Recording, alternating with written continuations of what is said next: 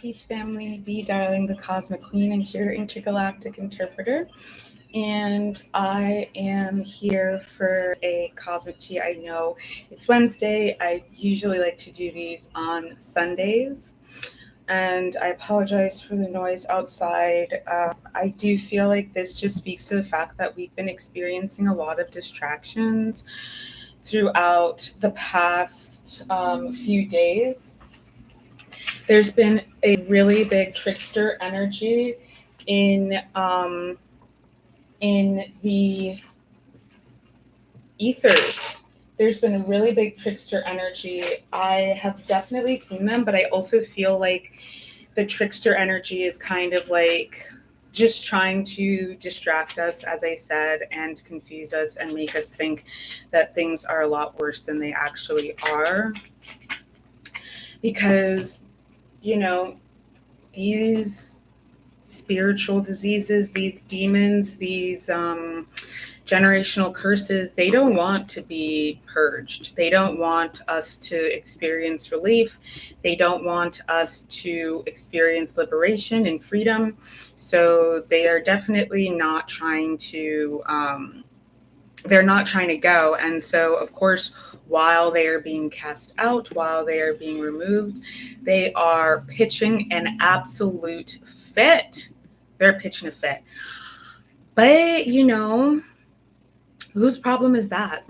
You know what I mean? Like, that has nothing really to do with us. What really is like important for us to know is to just stay in our power, stay in our sovereignty, and remain faithful. And today, something that I channeled is that being faithful doesn't mean that you never lose hope. It doesn't mean that you never experience doubt.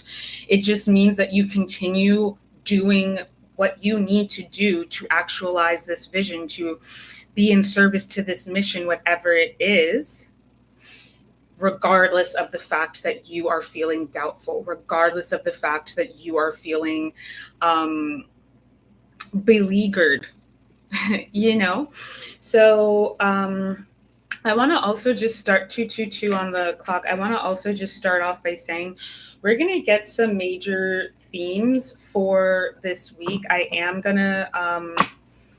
want to pull some cards to get like what the story is, but I also just want to get like some themes. Ace of Wands, new energy is definitely coming in. Let me just say something real quick. So y'all know I started the welcome to the Aetherium. I'm Vie Darling, the Cosmic Queen, and your intergalactic interpreter. And this is the spiritual sanctuary for the spiritual practice that I am pioneering, which is called Cosmic Wellness. Cosmic Wellness is built on a foundation of a shadow work practice that I have been developing in concert with my spirit team, called Spiritual Abolition, and it really finds itself in decolonial praxis. And so I'm going to be bringing all of this amazing stuff that I've learned in the academic space and applying it to this healing modality that I have been working on since I was 333 on the timer, since I was a youngin'. And if you are feeling like that might be triggering to you, 345 on the timer, or even just like, if you're easily triggered, we are going to speak frankly and freely about myriad different forms of, trauma, oppression, exploitation, all of these kinds of things. So I want you to be sure to take care of yourself if that is something that you don't have the stomach to sit through right now. Do what you need to do to take care of yourself, because I am warning you, I don't know what is going to come up in this reading, but especially because a big part of my practice is shadow work, I just want to warn y'all that we will likely be talking about trauma. That all being said, we have new energy coming in the next 3 days with the Ace of Wands coming out. Let's talk about what's going on in the cosmos in the next 3 days. Today is the 12th of June. This is a 444 on the timer. Wow. I actually want to write down all of these angel numbers that we're getting, because I just like to keep track of things like that. So it is significant. You know, the ancestors are definitely here. The ancestors are definitely on our side. I think that we're going to be talking about faith versus fear. There has been a lot of Piscean energy up in my field and in the ethers. A lot of the readings that I've been getting have had to do with Pisces. Saturn and Neptune are in Pisces right now. Neptune is the planetary modern co-ruler of Pisces. So already this energy is very big, but Saturn being in the justice degrees of Pisces is a really big deal. This is some apocalyptic type energy. And I don't say that to be scary in any capacity. I say that to say, like, a lot is being revealed, a lot is being uncovered, and there are major, major shifts that are happening in the cosmos. This includes having Uranus, which is the modern co-ruler of Aquarius. Uranus is in Taurus right now. So the way that I see it is that this is like what is causing all of these tower moments in our lives, in our interpersonal relationships with one another. Okay, so with people that we actually interact with, people that we actually have intimate relationships with and bonds with, these relationships are experiencing big changes. And it may not be happening in like our material realm in a way that we think, like, in a way that we feel satisfied by, because a lot of the time when we think about Taurus, we think about luxury, we think about money, we think about materiality in that way. But it also is very much about the heart center. It very much is about our values, our value systems, and our relationships to things in our direct environment. Okay, so you are being put into situations. Uranus definitely has to do with karma because it has to do with time. We are being put into environments, spaces, and places that are forcing us to reconcile our priorities, our values, our principles. And this, once again, has to do with Saturn. It also has to do with Capricorn for that reason. I'm going to go ahead and pull up the chart for today. And like I said, these readings are timeless. This, whenever you find this reading, it's going to have messages for you. It's going to have information for you. So don't feel like, oh my God, it's not June 12th, 2024, where today. That's okay. You're finding it exactly when you need to find it. All right. So today, the moon is entering into Virgo. We also have Mercury and Gemini squaring Saturn, Pisces. Okay, so there you have it, friends. There you have it. We have this new energy that's coming in because of all of the work that we've been doing. Enter date manually. Give me just a moment to reset this clock. And I'm going to use the whole sign house system in tropical astrology as opposed to sidereal. I have felt called to use tropical as of late, so that's what we're going to be using. We need a lot of the shaking of the tables, frankly. Yes, we do.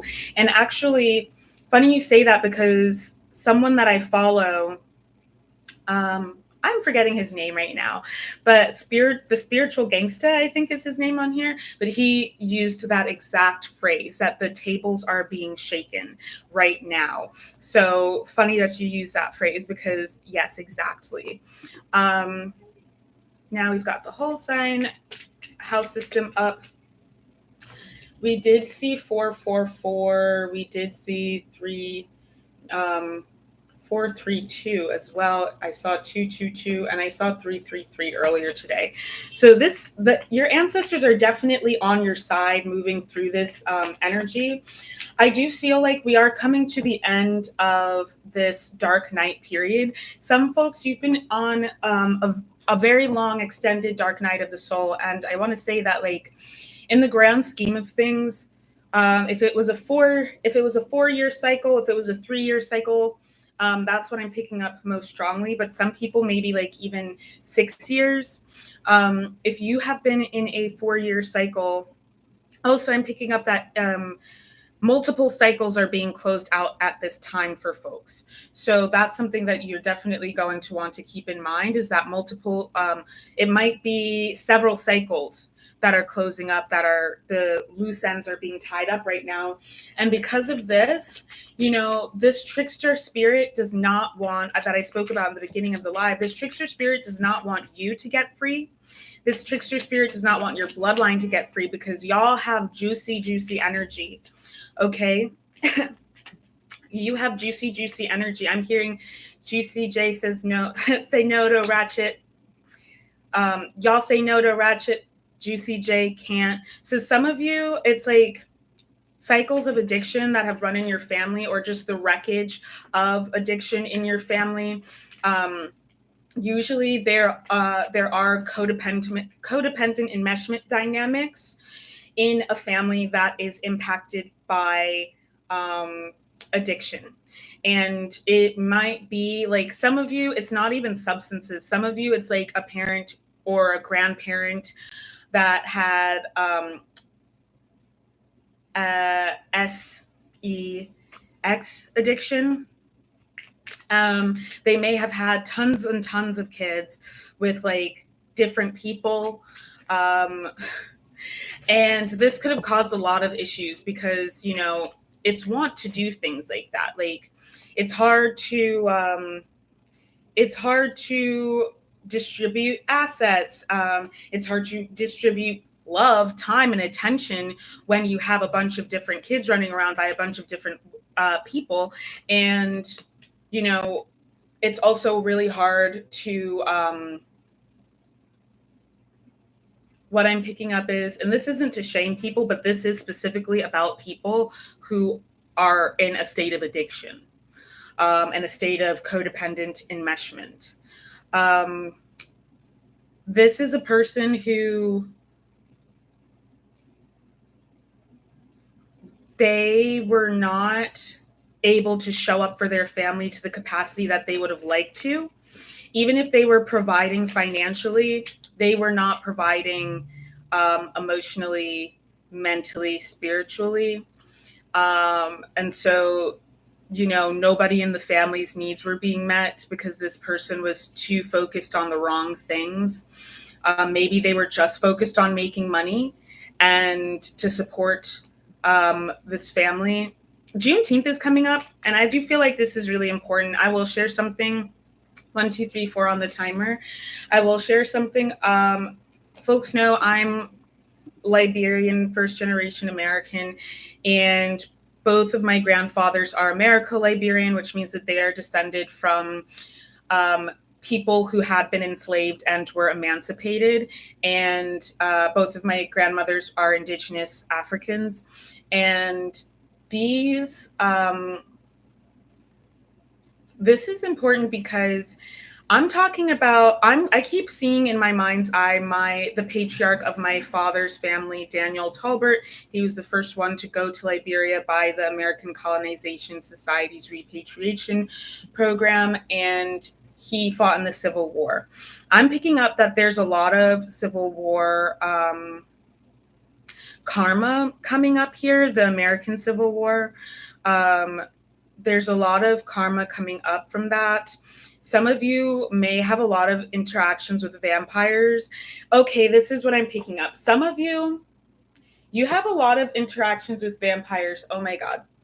There are messages coming in that are specifically for me, but this is crazy. You may have a lot of interactions with vampires, and this is because of contracts that were made way back when in your bloodline. Okay, this is part of why I'm talking about this, is because this may not even be like your parent right now or aunts and uncles right now, because for some of you it is like a powerful person in your family who has a lot of sway, but it's not your parent, but their actions still impacted your family. It might not even be your grandparents. It might be somebody way, way back in your bloodline. But I am picking up not over like 400 years. It's definitely been within the past like 300 years. Or 300 to 400 years. This cycle is being closed out. I get 2 of Cups. 2 of Cups. Yeah, so there was a deal that was made. And this deal that was made sold you to these vampiric beings. I don't know if it's specifically you, but it's something about you. It may be like, oh, the first son of every generation, or it might be, I saw 1111 just now. It might be it's something to do with your DNA, which makes sense with the Two of Cups and with all of this Saturn and Pisces energy. You are the generational healer of your family, of your bloodline. You are that. You are a shaman. Whoever you are a shaman. 333 is significant once again. We're going to double down on that. You are a shaman, even if you don't come from a lineage of shamans. Every family has has had shamans in it, because every tribe has had at least one shaman. So every family has had a shaman in it.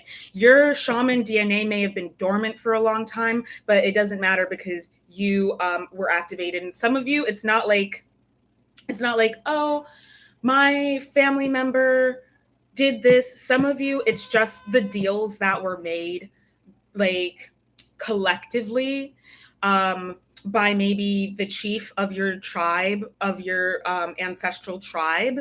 It may be the somebody, oh my God, well, yeah, going back to like Atlantean times when there were certain priest kings who basically sold out the rest of humanity to invaders. And so this is why what a lot of folks don't know, and I talk about this on this channel, is that the spiritual war is a civil war. The people are like, oh no, dragons are bad, reptilians are bad, this and that is bad. That's not true. It is impossible for all of one species or bloodline to be bad. Okay? There are these dragon bloodlines, which are aeonic beings that founded all of the bloodlines on this planet. They cultivated life on this planet. And some of them became turncoats. This is to do with a lot of the betrayal timelines,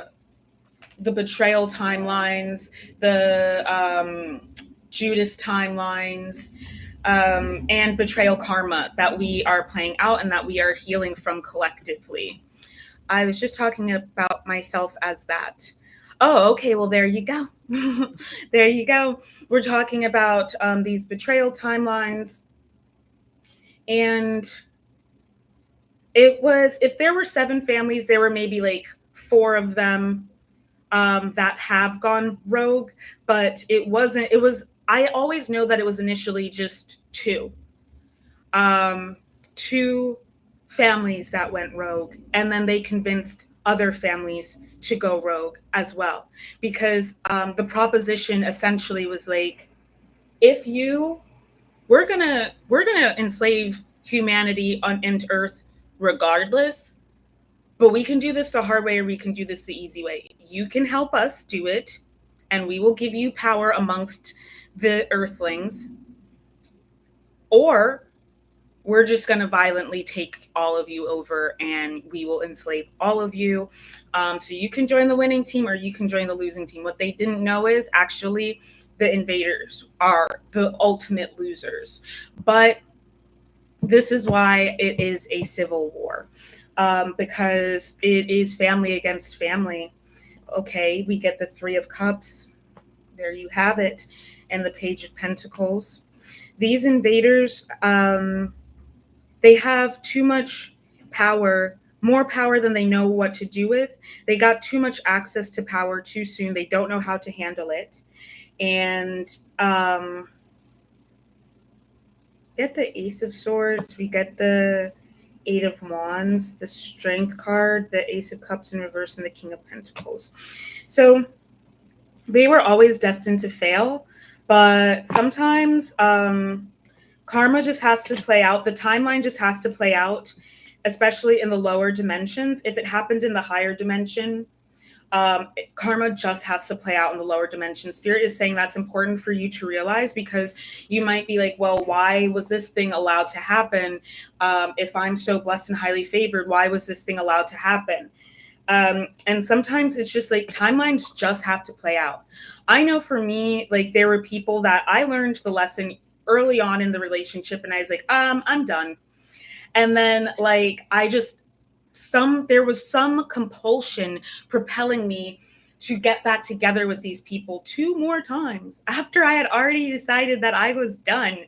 And I already knew I didn't want to be with them. And I like consciously within me, I was just like, I don't like this person. I don't want to be with them, but I would do it anyway because it had to play out that way. That's just how it had to play out because of things that had happened in the higher realms. And so things that had happened in the higher realms, 4400 is significant.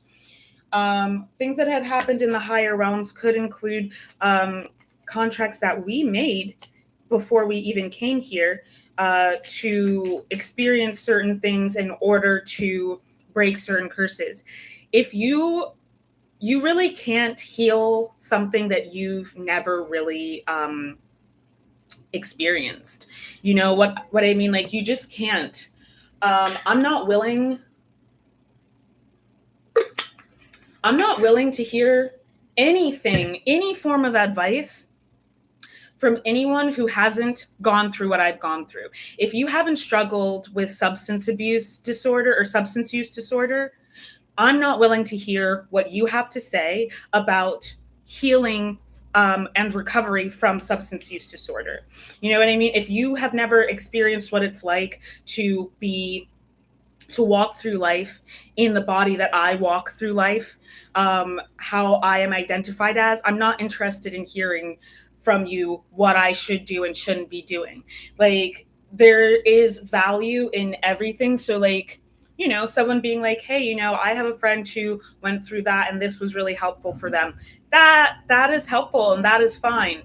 But if you don't know the experience, you really can't you can't actually tell me how to overcome it because you've never had that experience of overcoming it. So I could sit here and be like, oh, why did I have to be born into the family that I was born into? Why do I have to have substance use disorder? Why do I have to be neurodivergent? Why did I have to experience this trauma and that trauma? Because my vocation, my calling, my mission, my job was to heal the most disenfranchised people. Make no mistake. You know what I mean? Like I have cousins who still are very, very wealthy. I have family members who are still very, very wealthy.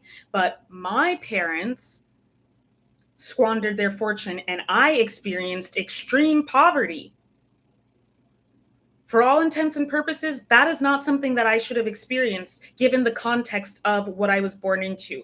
Political dynasties, and also founding families. You know, for all intents and purposes, I shouldn't have experienced the things that I experienced. But things happened as they did, and I experienced what I experienced. And because of that, you know, I've been able to overcome a lot of the trauma, a lot of the generational curses that are still plaguing people in my family, especially people who have more privilege than myself. Because I pin on Pinterest a ton of books about shamanism, and my inner child is flourishing at the discovery. Didn't have the language for it back then. Yes. Oh my gosh, exactly. It's so important to have the language for these things. And like I said, some people, the shaman gene has been dormant in your family for a long time, but you are the first one in your bloodline in many, many generations. And those who do not want liberation for humankind, they don't want us to come together and live in unity. They don't want us to live in unconditional love. They don't want us to live in evolved ways of the old ways. You know what I want? I mean, they don't want us to live in harmony with the planet. I'm not going to get on my like ranting high horse about how terrible and how nonsensical like colonial the colonial program is, or the colonial paradigm is, but it is antithetical to anything that makes sense. Okay? Like To destroy your habitat, your home, your environment doesn't make any sense. To destroy the planet, it's not like, oh, I live on this planet. No, you are this planet. You cannot live or exist anywhere else. You can't. It's not going to happen. Not in this body. Okay, like people, they don't even consider the long-term consequences of even if we were to move to a different planet. They don't even bother to consider what the long-term consequences would be on the body, or what the long-term consequences are for every single earthling from our genetic codes, from the destruction happening on this planet. They don't even consider things like this. And it is mind-boggling to me. But, you know, the system is very sophisticated and it's working exactly as it's meant to. So that's as much as I'm going to say about that. But yeah, these controllers who don't want us to live fulfilling lives, who like want to exploit our energy, our pain, and our suffering, and also our labor, and energy, these controllers don't want that to happen. They don't want the generational curse breakers, the healers of the bloodline, to step into their power. So they're doing everything that they can to keep that from happening. They know that this new energy is coming in rapidly. They are very aware of this because, listen, you know, the Catholic Church has one of, if not the best telescope on the planet. And they have for hundreds of years, actually. I'll just throw that out there. These people, you know, you can get astral insights for thousands of years. It's math. It's not hard to do that. These people plan 400 years at least in advance. And they do use astrology, and they do use occultism and esoteric mysticism. So yeah, they're not unaware. They're very highly aware of these things. Someone was asking me about like certain brotherhoods, and I had to just be like, there are a lot more brotherhoods than the ones that people mainly talk about. There are a lot of secret societies. Anyone can start a secret society, just like anyone can start a cult and anyone can start a religion. And I also want to add that a lot of these, that some of these are not actually bad. Some of them are actually good, and some of them are working. I talked about this, I think, in my last live, that some of them are actually like working to help us. Like this is basically a coven. That is a more codified coven. But like, think about just a bunch of folks who get together every Saturday or Sunday, and they do a circle and they pray together, and they like, you know, do energy work together, and they study together, and they just like pray for humanity and do energy work on the planet and the collective together. Like that is in it. And if it's a secret, if it's anonymous, that is in and of itself a secret society that is working for our benefit as opposed to against us. Okay, just plundering without any regard for sustainability. They're idiots. But the thing is, they don't care. They're so stupid.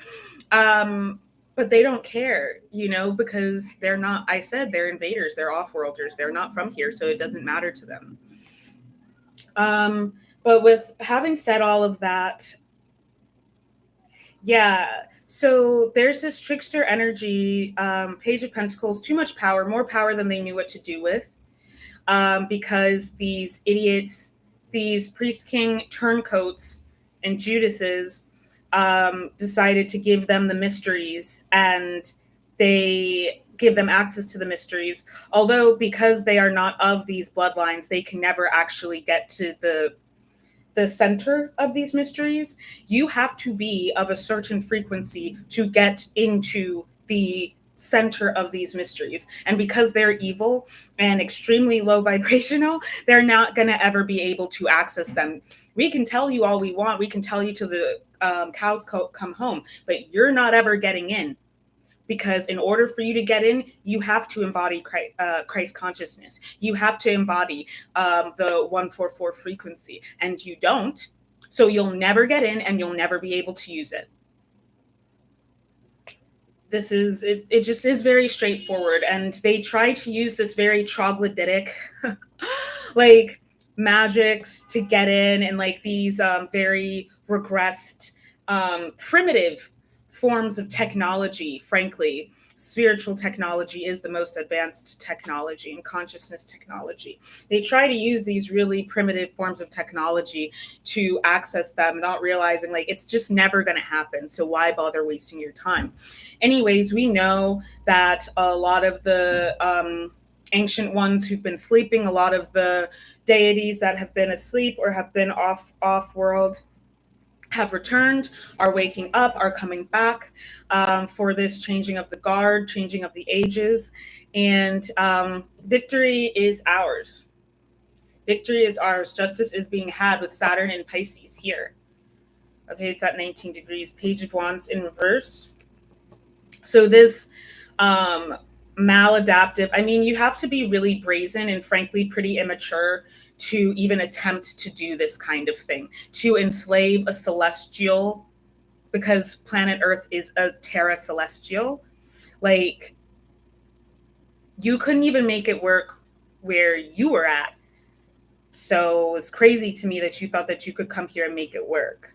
But anyway, the point is, this civil war that's being fought between these bloodlines, it shows itself here as well. And so people, they're, you know, it might not be your specific ancestors that like made deals that were corrupt and sold out your bloodline, your lineage, your tribe, your collective. It may actually be, it may have been like a chief or a chieftain or whatever. It could have been these priest kings way back in this period. Those are cycles that are being closed out. But yeah, for those of us who are of African descent, specifically West African descent, some folks are descended from the African people who helped proliferate chattel slavery, transatlantic slave trade, which a lot of people think that was like, oh my God, every African. No, like, it was a small percentage, and it wasn't even necessarily the rulers of these tribes. And so some folks are descended from those people, and they're those are the people that you are like dealing with their karma. If your ancestor betrayed your tribe, is what I'm hearing. If your ancestor betrayed your people, that's your karma that you've been working through. And like I said, like, you know, I had to go through the things that I went through in order to be able to know what is effective to heal. I have the codes for healing in my body. Do I have all of the codes for healing? 333.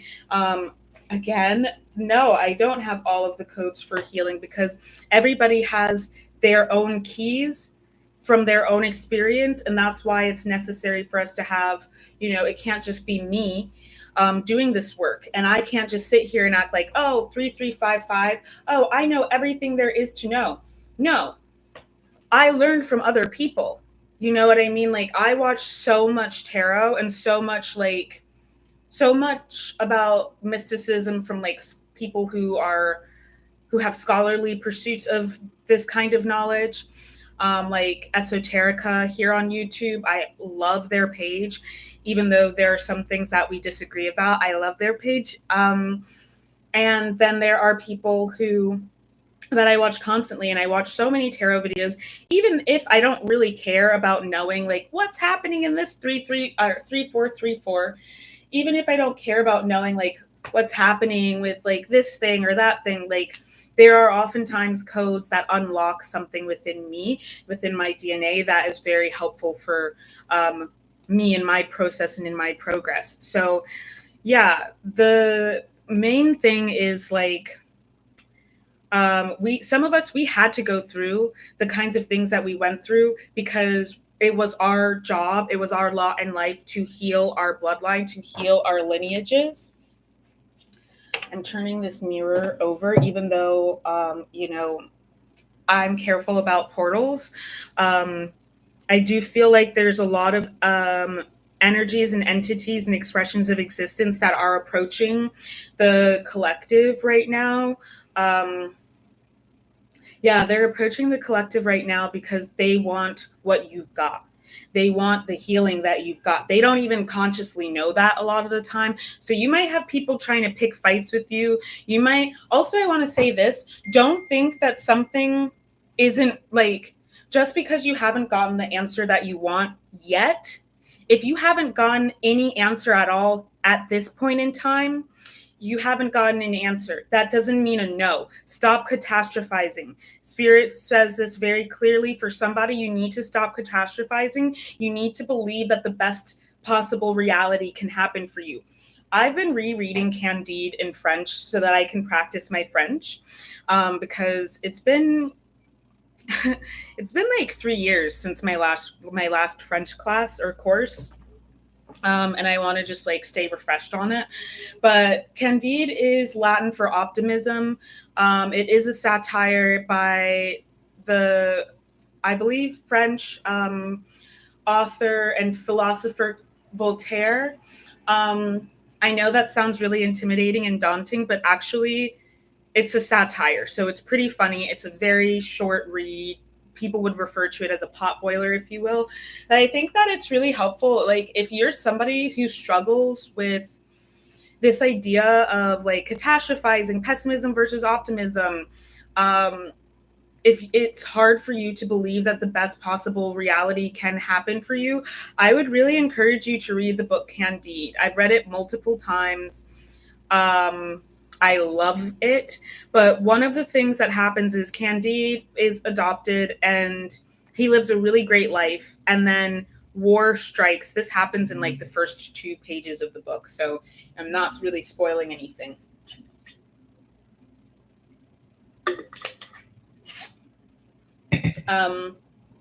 War strikes. This is in like the 1600s. It's medieval Germany in Westphalia. And there's a war and it's really violent and it's really brutal. And him and all of his loved ones go through some really 37:47 on the timer. Him and all of his loved ones go through some really horrific experiences. And Candy, I don't remember what I said in reference to Candy. So Candide, Candide. So yes, that's the second 444 that we're seeing. And so I marked that in my notes. But yeah, they are constantly complaining, and Candide is kind of like trying to figure out like how his mentor Pangloss has said, like, we live in the best possible reality. And initially he thinks that means that like everything good is always going to happen. Everything that you want is always going to happen. 2299. Everything that you want is always going to happen. Like you're always going to experience this like 3848. Interesting. You're always going to experience like exactly what you want. And that's not what the best possible reality actually is. And this is part of why I stopped using the term most resonant reality, because your reality is always resonant with you. It is actually your best possible reality. But you might have codes within you, timelines within you that are contracts on you, you know what I mean, that are not pleasant at all. And this is why it's so important to do the shadow work so that you can break free of these systems. Okay? systems, yes, I can be talking about the paradigm of colonialism, the paradigm of imperialism, all of these kinds of things, but, or the current paradigm versus the underlying structure. But we also, when discussing like dysfunctional family dynamics, we also refer to that as the system of the dysfunctional family. So if you grew up in a household where there was a narcissistic overlord, if you will. Thank you. If you grew up where there were in a family where there was a narcissistic overlord, I know that some sects of the spiritual community, and I also just want to say, you know, something, people really flatten all of the nuanced dimensions of the spiritual community. And that's something that I'm going to do some writing and maybe make a video about, because just because we are spiritual, just because we are supernatural, just because, you know, we are psychic or interested in the mysteries, does not mean that we are all the same. Because you have people who are practicing their ancient indigenous spiritual practices that have been handed down throughout the generations of their families. Then you have people who are getting awakened and getting into Western occultic practices that are very harmful and rooted in, you know, white domination. And they are NAZIs. I don't say neo because that makes it sound like it's different than what it is. They are NAZIs. And people don't realize that system was always based in occultism. Always.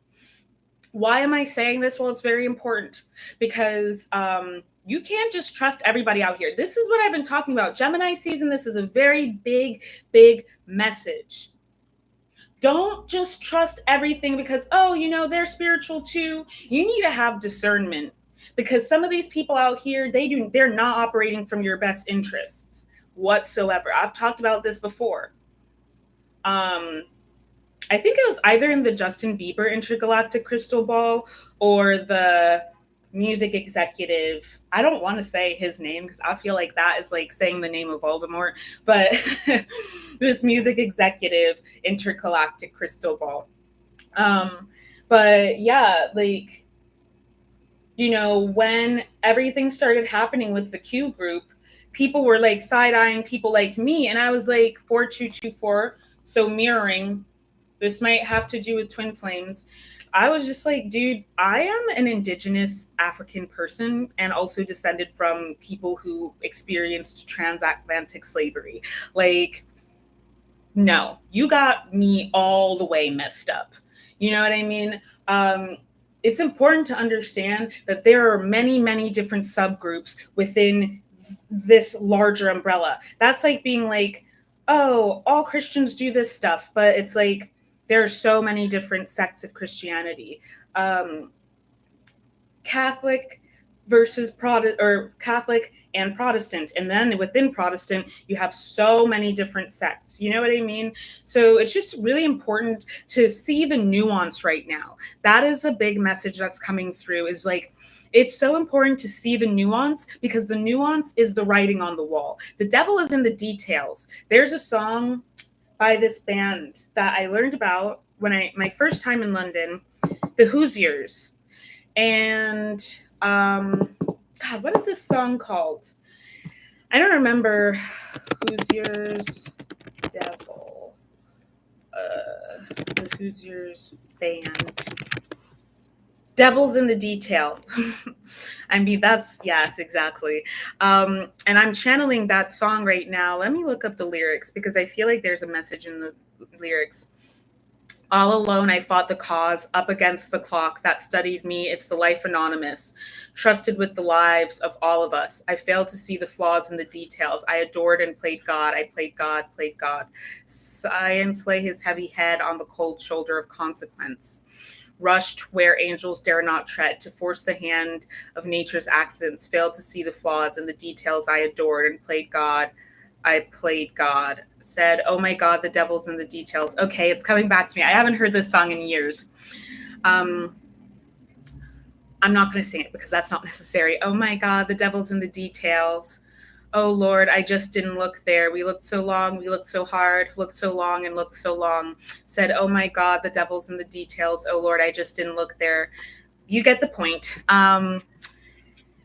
This, I think, very much resonates with like exactly what we're talking about.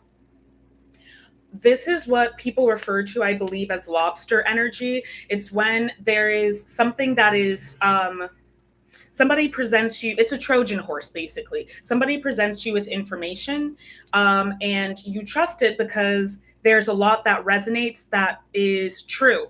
But that's for people who operate from binary thinking, for people who operate from black or white thinking. And I've said this before, and I'll say it again. Therapists, psychologists, modern psychology identify black and white thinking as indicative of having mental illness. And also, I mean, it's part of having, it is one thing that doctors use, and I'm not trying to stigmatize here, but it is an illness. If 45 on the timer, borderline personality disorder, having black or white thinking is is one of the symptoms that psychologists look at when considering if someone has like a trait or cluster B personality disorder.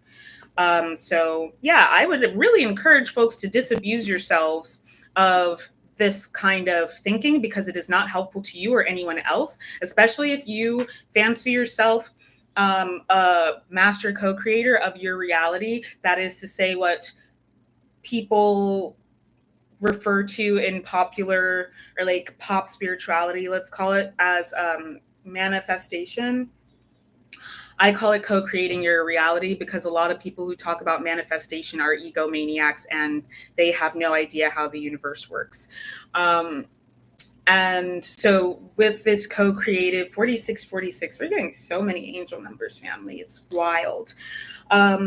With this being said, lobster energy basically is when you are presented something and it has a lot of really powerful resonant truths that like, but it also is carrying falsities, falsehoods that are ultimately very, very destructive. You think about somebody, a lot of Geminis are this way. Kanye West, for example. You know, there are some things, and also Azealia Banks, there are some things that it's like, yes, that is true. But then there are other things where it's like, this is insane that you would say something like this. You know what I mean? Like, and that you believe it is actually really disturbing. He very much has like that lobster energy. And then also like the excuses of, well, 47, he's like, which is a very powerful number. I don't have bipolar disorder, but I may have undiagnosed autism, or I may be a little bit autistic. And it's like, yeah, you most definitely strike me as someone who's autistic, but you probably also definitely are bipolar. And that is said without any kind of stigma against mental illness. Many people that I love have bipolar disorder and they are being treated for it. And some people I love are struggling with untreated bipolar disorder. So like I said, when I made this content warning, this is a safe place to talk about mental illness. This is a safe space to talk about trauma. This is a safe place to talk about the things that we in this society are stigmatized for. This is a safe space for that. So let's keep the stigma out of, let's keep the judgments, the othering and the negativity out of this space, please and thank you. But I had to say that apparently for someone who's going to be watching this video. But yeah, that's lobster energy when they have like some really powerful truths, you know, and then they have things that are just like violently inaccurate and incorrect. And a lot of media carries messages coded in this lobster energy. And I mean, like, a lot of the programmers, media isn't, I mean, government and media are not the only like places where we have like programmers and controllers. Religious institutions of religion also have that. You know what I mean? The education system also has that. And once again, looping back to what I was talking about with the Civil War, and I keep picking up this 𝗪𝗚, so that might be significant for somebody. Definitely, 𝗪𝗚 has to do with royalty and spiritual royalty. I'm hearing 888 Lionsgate portal, so that might be a really important date for some of us. Expect the changes that you've been awaiting to take place. And to take place around the Lionsgate portal. Okay. That it's always a really powerful one every year. But sorry, something is like shifting. I want to like catch what it is, but I think I'm just going to come back to what I was talking about. It's really important to be discerning right now because there's a lot of trickster energy out and there's a lot of lobster energy out, and you need to be looking at the details. Don't just look at the surface of something. You need to be looking at nuance. One thing that I've been channeling a lot in the past few weeks is the subtle realms, the subtleties. People who are ignorant will always encourage you to spiritually bypass covert violence. This is to say, passive aggression, emotional and mental manipulation. If you should know better than that by now, especially if you're in my collective, you should know better than that by now. You know, I had to go through experiencing sociopathic and narcissistic abuse throughout my entire, not just childhood, but well into my adulthood, until I went no contact with my community of origin. That is even like some people that I was still dealing with last year. I was still experiencing narcissistic abuse. And I had to go through the serious, rigorous work to liberate myself from those systems. Like I said, narcissistic family system and narcissistic dynamics. There are archetypes that, you know, when you hear about these archetypes, it's like, oh my God, how did they know? How did they know my life story? You know what I mean? Like, if you grow up in these systems, you just fill these roles because it's assigned, essentially. We fall into these roles within these systems. So a lot of the work that I do is with people who are recovering from narcissistic abuse, and divesting from those systems and structure. A lot of the work that I do is helping people to recover from people-pleasing indoctrination. And that's what self-sovereignty is all about. So you have to be sovereign enough. You have to have enough self-respect, decency, and dignity and trust and love for yourself, that if somebody's like, oh, you know, I'm sure they didn't mean it like that, and you know that they did, you know it in your body, your precognitive wisdom and intelligence, you know, because you've experienced this time and again, and you know how this story plays out, you have to be the one to be like, okay, I'm really not interested in what you're saying right now. I know that this is what it is, and I'm just going to operate from my wisdom and my knowing, because this is my life, and I also didn't ask for your advice. You can say that to people, or you can just go ahead and live your life and not listen to them. And it's up to you, really. It's up to you what you choose to do. But you need to trust yourself, especially right now. This is a big message for this time period that we're in, is that folks need to be trusting themselves. Okay, you need to listen to yourself, because this new energy that's coming in, they want to steal that. These people think that they're helping. They think that they're helping to keep you safe or to help you get to a place of safety. They don't know your mission. They don't know your anointing. They don't. They're not you. So you can't even expect them to. You can't, I mean, I would encourage you not to be mad about it, because there's no point in being mad. It's not their mission. It's not their anointing. You know, like I said, I am the healer of my bloodline. I'm not the only one. I have over 100 first cousins. So it's very unlikely that I would be the only one. But I am one of the healers of my bloodline. And I'm what I am, as far as I know, one of the only ones who's actually like making a real go of it. 5445. So this is definitely, yes, I love that with the lapis lazuli bracelet. Oh no, over 100 first cousins. I have more second cousins. They say it takes a village, right? That's a whole nation right there. A small nation. But my experience definitely delivered me into trusting myself. Yes, you must. And we get, as I was shuffling, we get the King of Swords coming out here in the outgoing position. This is saying that this is what we need to be doing, is trusting ourselves. We've already been through it before. Okay. Sometimes people will be trying to help and they'll be like, oh, maybe you should do this. Maybe you should do that. I will say this much. And like I said, this is a safe space. I had a friend who did a certain type of work that makes a lot of money, very easily. Or not easily, but you can make a lot of money doing relatively little. And it is a thing that is very much about the body and has a lot to do with identity. Let's just put it that way. And they were like, why don't you do this too? Like, do this, do that. And they weren't understanding why, like, I wasn't having as much luck with it as they were. They weren't understanding why I wasn't, like, they're like, oh, I always work at this thing. Like, you should hit them up. And they didn't understand why I didn't hear back from them. And they were like, I was like, I could tell you very easily why. It's because I'm Black and dark skin Black. And she was like, well, I don't think so, because they have other Black girls. And it was just like, yeah, they already have a Black girl. They've met their quota.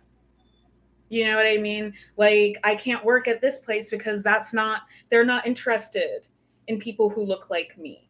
You know what I mean? And she was just like, oh, well, I don't think that's it. It's like, I'm going to keep it real with you right now. You don't need, like, it's inappropriate for you to try and tell me that I don't know what I'm talking about when I've gone through my entire life being a Black female in this paradigm, in an anti-Black, white dominant paradigm. Like, I don't need you to tell me anything because you've never ever been this. You know what I mean? And every Black woman who is interested in anything that has to do with the body, and I'm talking about, and specifically I want to say modeling, because I'm going to use an example from modeling. It's now there's more diversity in modeling, but back when I was even in high school in 2010, that was unheard of. Okay, you see the beef that they had between Tyra Banks and Naomi Campbell was because there was a quota. And every Black female that I knew, and every Black person I knew that anything that had to do, that was not specifically geared towards Black people, there was a quota for how many of us were going to be able to make it, which created a lot of competition. If there was going to be Black girls on that runway, it was either going to be Tyra or it was either going to be Naomi. We all knew this.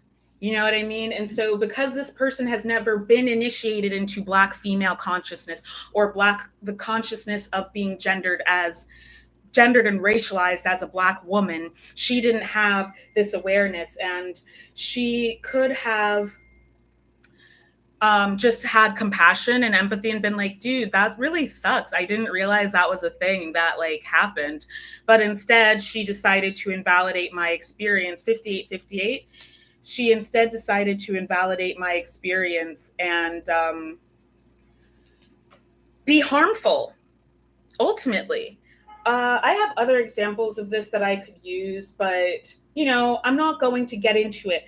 I think that it's very clear. So I realized, like, that industry, which is, I mean, yeah, that industry was not the industry for me. I'm not somebody who can deal with, I don't have tough enough skin to deal with the kind of racialization and fetishization of racial archetypes that exists within that industry. And also, I just really felt like it was gross and I didn't like it. But I was never going to be successful in that industry because my ancestors and my spirit guides, my great gods, guides, and ancestors did not want me in that industry. So I failed at it miserably. And we get 10001 on the timer. I'm grateful that I was spared from having to go through the kinds of things that people go through in that industry. So even though like it really sucked, I really could have used the money at that time. And also it just sucked to be reminded of those kinds of like structures and systems, and also to have people like invalidate my experience. All of that sucked, but in the end, it turned out to be the exact right thing for me. So that's another thing that Spirit wants to communicate, is that you should be trusting that what you are experiencing is exactly what is for you. Okay. You ought to do your best to believe that whatever is happening in your life, because of this principle from Candide, is what's meant to be happening. Like, okay, like, this is why it's so important to, as I was saying, this is why it's so important to do the shadow work, because as long as those systems and structures are living within you as metastasized trauma, you will continue to perpetuate those systems and structures, those narratives, until you do the work to divest from them, to remove them. This is the decolonial work that we do within my practice of spiritual abolition. It undergirds, because we have all been indoctrinated through different ways into the colony, into colonial ideation, which harms each and every single one of us. Even the people who are apparently more privileged are deeply harmed. Anything that separates us from one another as a human collective and separates us from the other animals on this planet and the planet as a whole is harming all of us. And so every single person needs to do the decolonial work. We need to reject the roles that are imposed upon us. And those of us who have been black sheep in our lives, it's easier for us to reject it, because it's like, I'm not even benefiting from this in any way. I'm not benefiting from pretending that this is like pretending to be normal. That was my whole thing, is like, you know, I had to drink and use substances in order to mask. And masking really wasn't helping me, because I wasn't happy. I was still very, very mentally unwell. And I still wasn't being valued by the people that I was masking to be valued by.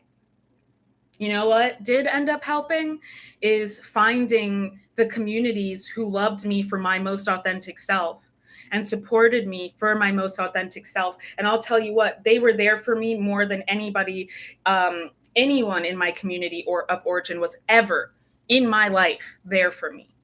You know what I mean? And when you start being your authentic self, yeah, you're going to experience these tower moments, as I said, with this, with Uranus and Taurus, but you're going to experience these tower moments, but that's just clearing space for you to receive the relationships that are actually resonant. 1313 on the timer. For the relationships that are actually resonant, for the people who are actually going to love you unconditionally. And that is the best possible life that you can have. And if you're sitting here thinking, oh, I can never, I can't be friends with these kinds of people, or I can't be in a romantic relationship with these kinds of people, you know, I think that instead of looking at identity politics that are social extrapolations and are not real, because social facts are not facts, it is important to be your most sovereign self, which is your most authentic self, and you love yourself unconditionally, regardless of any mistakes that you've made in your past, and set your sights on finding people like that. Yes, it is rare. It is few and far between to find other people who are committed to their sovereignty and committed to walking in their sovereignty. So you're not going to have a big ass friend group. You're not. It's just not going to happen. You know what I mean? Well, actually, miracles are possible, but you know, I used to see people in big friend groups and they'd go on like trips on Instagram and stuff. And I tried that a couple times. It absolutely did not work for me. There was so much drama. 144 on the clock. There was so much drama. There was so much like interpersonal abuse, and a lot of it was covert. It was just some shady shit. You feel me? Like, there was definitely people gossiping about one another behind each other's backs. There was a lot of manipulation or attempts to manipulate. I've talked about this before, but yeah, there was a lot of that. And it's like, why would I ever go on a trip with any of you people? It's already bad enough to be here in the town that we live in with you. Now imagine me going to a place where I don't know people and a strange land. No, thank you. I started to realize like that all of that is a facade, because it would not be the last time that I was in a friend group. And then I realized like I just need to find individuals that I vibe with. And if they vibe with each other, that's all well and good, but I'm not concerned about that. I'm just finding my people, my community. And also, I just want to show you all this shirt. If you want this shirt, it is available, I believe, in my TikTok shop. My website is not up and operating right now, but I will definitely be posting in the description box how to get this shirt. Yeah, but anyway, I realized like, even if there was one person in that community, I can maybe engage with that one person, but I'm not interested in people who are codependent, people who are energy vampires, people who are narcissists. I'm not interested in that. And if I have to if I have to deal with those people in order to deal with this one person, I would rather just not deal with any of them at all. Okay. So, it might seem like, oh, like these new friends, these new relationships are coming in slow. But one thing I want to advise is like, let go of your expectations of what that person is going to look like, what they're going to sound like, how they're going to dress. Let go of those expectations and allow the universe to bring you who is actually for you. You know what I mean? I love Lord of the Rings and the Tolkien Legendarium. And a lot of people who dress like me or look like me or listen to the same type of music that I do couldn't care less. They couldn't care less. But it's my hyperfixation and I love it. And so I have a friend who does not look anything like me. They are small. I am very tall. I'm 5'10". You know what I mean? They are Jewish. I am first generation Liberian American. And I don't participate in religion. They're older than me. They dress very differently than me, but we are great friends. And I'm going to see Lord of the Rings, the Fellowship of the Ring, in theaters with them on Friday, with them and their husband. So stop just assuming that you're going to know who your people are by what they look like. I guarantee you that is not the case. If you're truly self-sovereign, it's very unlikely that it's just not a lot of people who are sovereign. And they're probably not going to look exactly like what you think they're going to look like, which is a big part of why when I write when I do manifestation practices like scripting, I don't write about anyone except for myself. And I don't really write anything about like what people are going to look like. It's really about how it feels in my body. Do I feel safe with these people? You know what I mean? Do I feel comfortable and at home? It's not really even about being comfortable, because we can be comfortable in the dysfunctional dynamics that we were raised in, and that's not actually helpful. You know what I mean? So that's one thing that you would really do well to take note of. And in fact, I would really encourage folks to write that down, because if you're struggling with your co-creation of your reality, that's probably a really big part of it. Obsessing over looks, obsessing over what is going to be on the surface is what's keeping you from being able to actually manifest things. And like I was saying about a most resonant reality, until we divest from all of these, like, frankly, spiritual diseases of the mind, body, and spirit, that are coded into us, whether by a genetic inheritance or by personal experience in this life or past life trauma. You know what I mean? All of that stuff that we might be carrying with us. Until you divest from those things, your reality that you're in is your most resonant reality. And it is your best reality that you can manifest, that you can bring into fruition at this time. But you can bring in an even more divine reality. I have downloaded to stop using the term my most high, like my highest self, my highest reality, all of that stuff, because I've said this before and I'll say it again. High vibrational energy, it's fast. It's the wavelengths are very fast and they're very high, right? But high vibrational energy can also be experiencing mania. High vibrational positive energy is expressional energy. 1122, that's another master number. It could be, punching someone in the face. It could be any of those things. Whereas lower vibrational energy doesn't necessarily have to be bad. That has to do with the demonization of the feminine. Lower vibrational energy could take you out of a state of mania and bring you to a state of calm. Okay, if you are experiencing tremendous anxiety, if you are 1155, if you are stressing and dissociating and having like a panic attack, you're already in a heightened state. What you need is to be brought down. 111 is to be brought down to a state of calm, of serenity. And the problem, and also 1111, the problem that we see in Candide is that they always wanted action. They always wanted excitement. And Candide is like, at the end, he's like, why don't we just appreciate this calm that we have access to? 111333 or 11133. Why don't we just appreciate the calm that we have access to right now? We're no longer experiencing war. We're no longer being trigger warning, disemboweled. We're no longer experiencing scurvy. That is really nice. Like, we can just appreciate that. Maybe that is our best reality. It's about understanding that, like, and also we might not be getting everything that we want all the time, but we are not going through terror and trial and tribulation.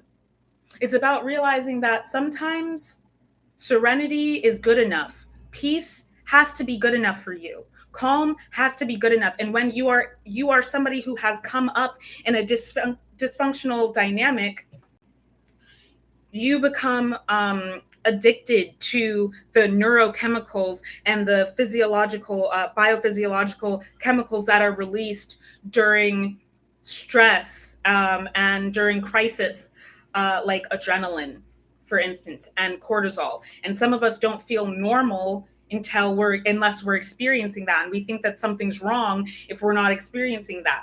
There's nothing wrong. The way that you were living was wrong. The shadow work is going to take you out of that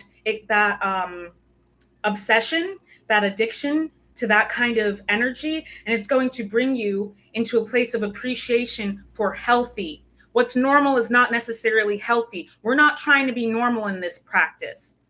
We are aiming to health and well-being and peace and sovereignty.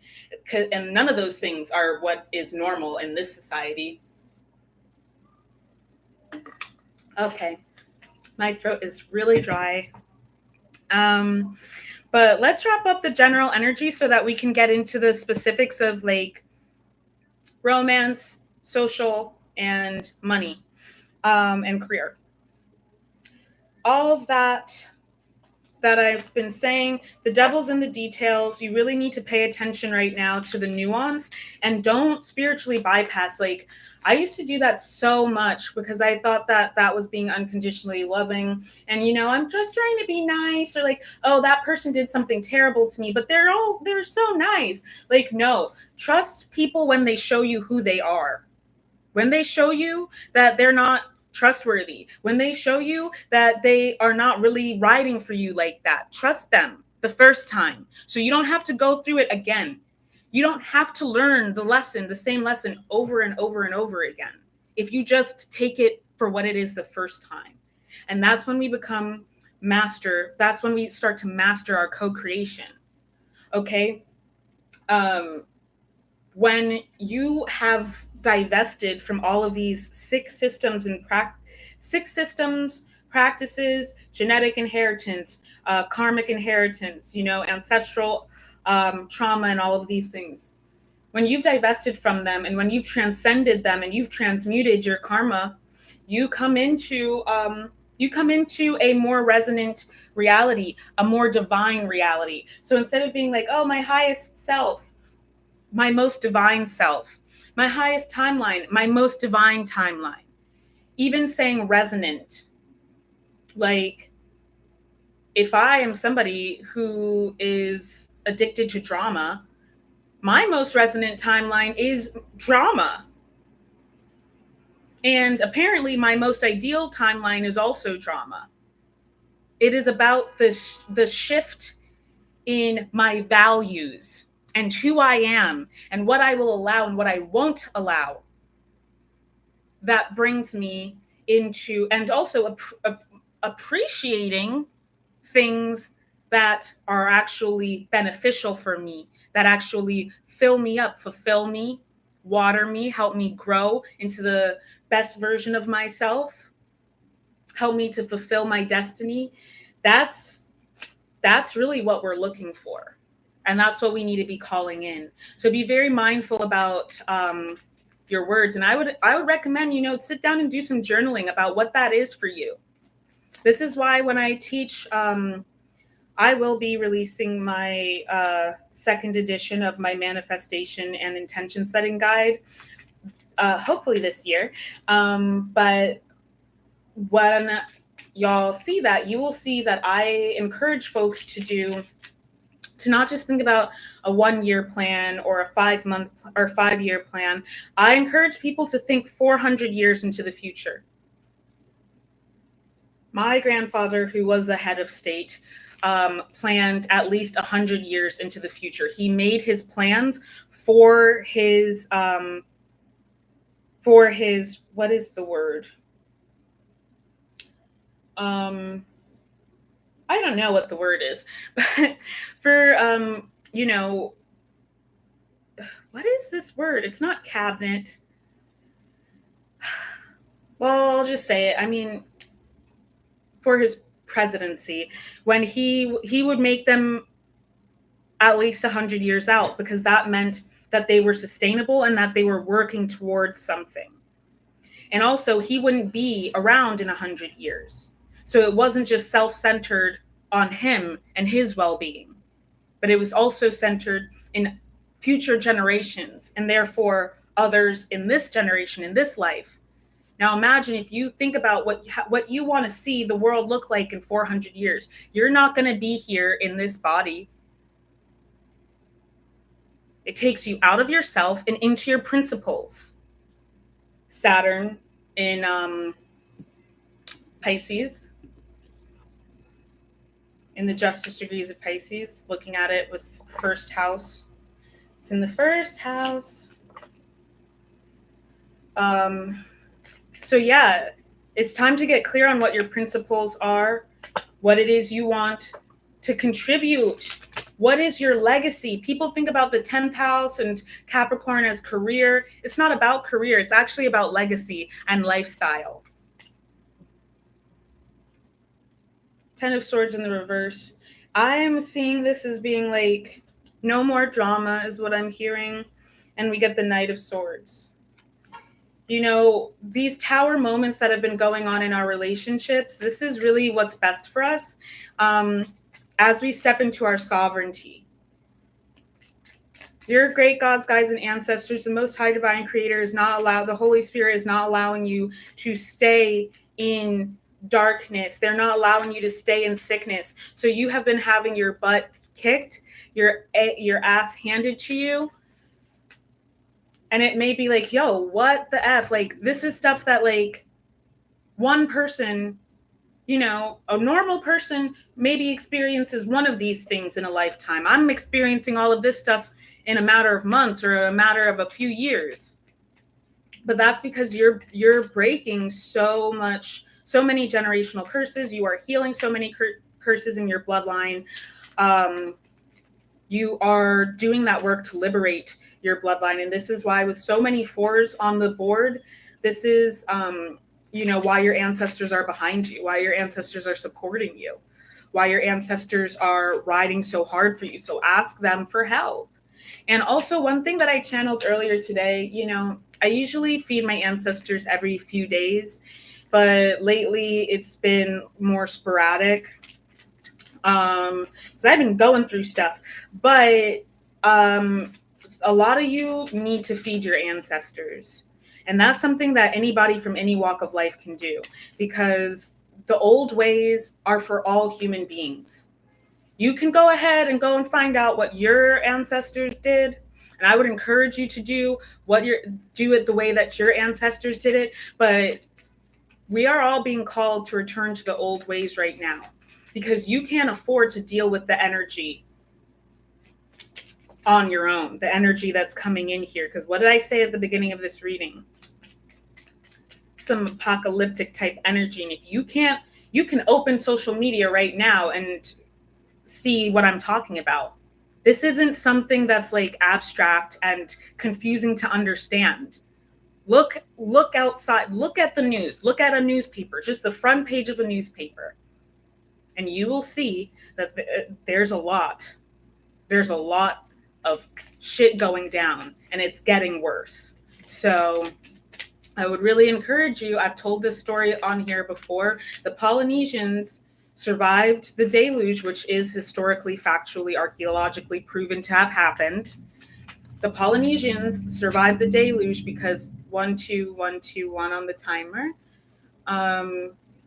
Because they got a sense in their intuition, in their body, their precognitive sense told them, and their spiritual sense told them something is coming, true destruction is coming, and they went up and they settled on top of the mountain, and the deluge came, and then when the water went down, they came back down.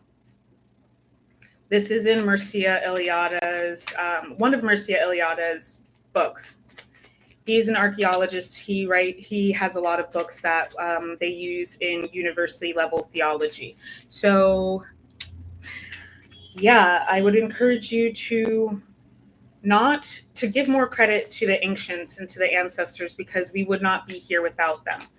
Literally everything that you are experiencing that you don't know how to build, they're the ones who knew how to build it. They're the ones who figured it out. Okay, 222. And with that, I just want to say, and the ancestors are very much saying, like, we need you to help us so that we can help you to the best of our abilities.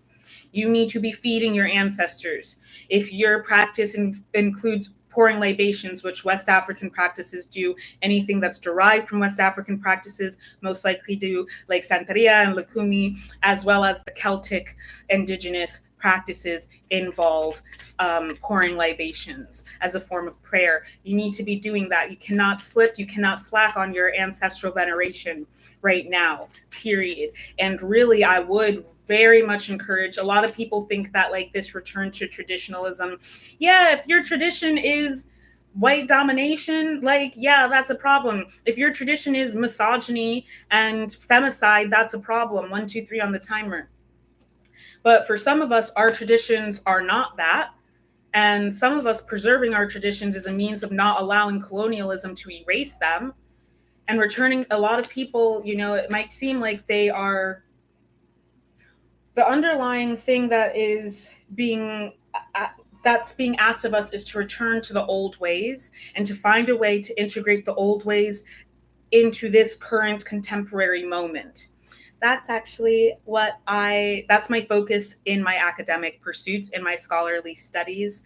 So yeah, that's one of like my favorite topics. And I would encourage you all to figure out what that looks like for you. Not all of you are first generation Liberian American, descended from the same kind of, background that I'm descended from. So it's going to look maybe different for you, but you go and you find it out. This is what I'm saying. Back in 2020, a lot of people got into finding out their ancestry. A lot of people, 24. And that is actually when I learned about the patriarch of my dad's family, Daniel Tolbert.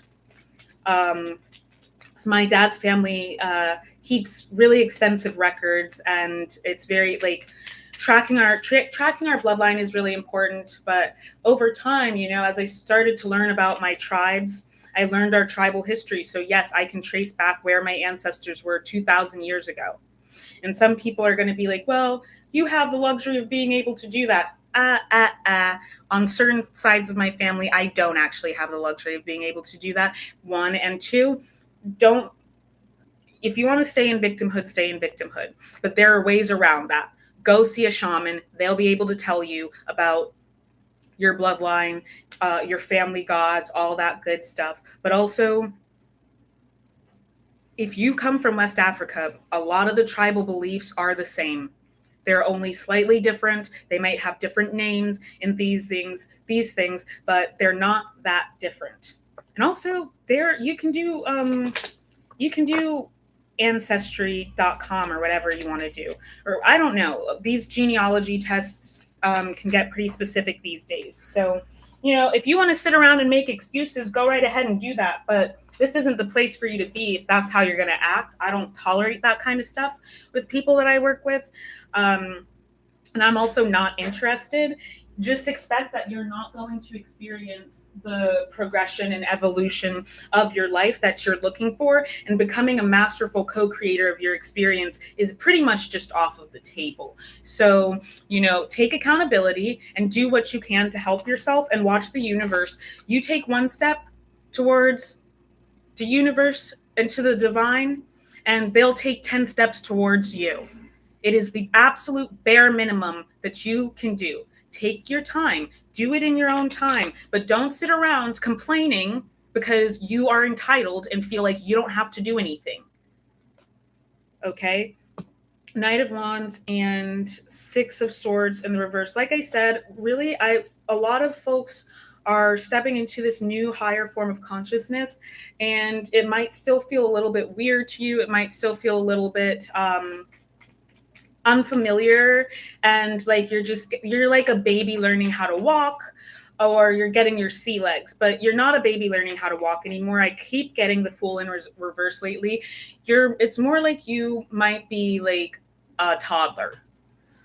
You're still learning how to be this version of yourself, but you're not a baby anymore. And all of these swords in the back with the 10 of Swords, that time is over because you've learned your lessons. You've learned about the mindsets, the behaviors, the thought patterns, just this like mental paradigm that you were operating from, whether it was something that you inherited due to like your family system, due to indoctrination into whatever social group you exist in, what have you. You have done a lot of work to transcend those mental paradigms, and those things are not going to be issues for you anymore if you don't backslide into that kind of thinking and those ways of being. New levels, new devils is what I'm hearing though. So it's like, it's not as if people are going to stop trying it all of a sudden because you learned your lesson. They're still going to try it, but you have to like just walk in your power, walk in your sovereignty. And it might be difficult for you to move forward as if like, I'm hearing Flo Millie, I walk around like that bitch. It might be difficult for you to do that, but I would really just encourage you to not be afraid to do it, because yeah, not everybody's going to like it, but the people who are for you and who are going to help you build towards your vision, one, they're going to share that same vision with you, and they want you to be in your most powerful expression of self. They want you to be in your most sovereign expression of self, because they also want to be in their most powerful sovereign expression of self. And you cannot have interdependent relationships with people who are not sovereign. So it's very important to understand that. Otherwise, it's just going to constantly be, what is the term? It's just going to be codependency all over. Okay. Six of Swords in the reverse position.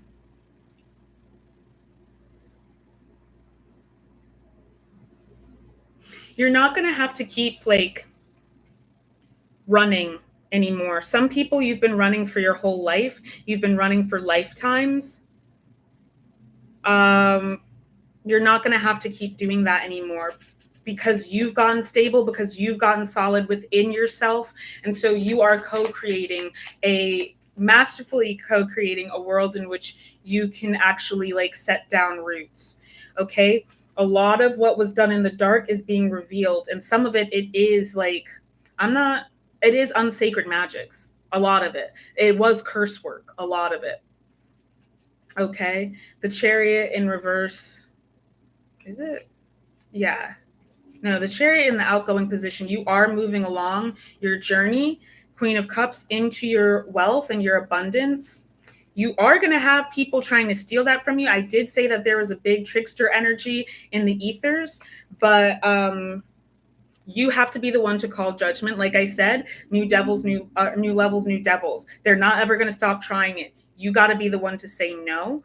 I am sensing a stuckness. They're not a stuckness. Yes.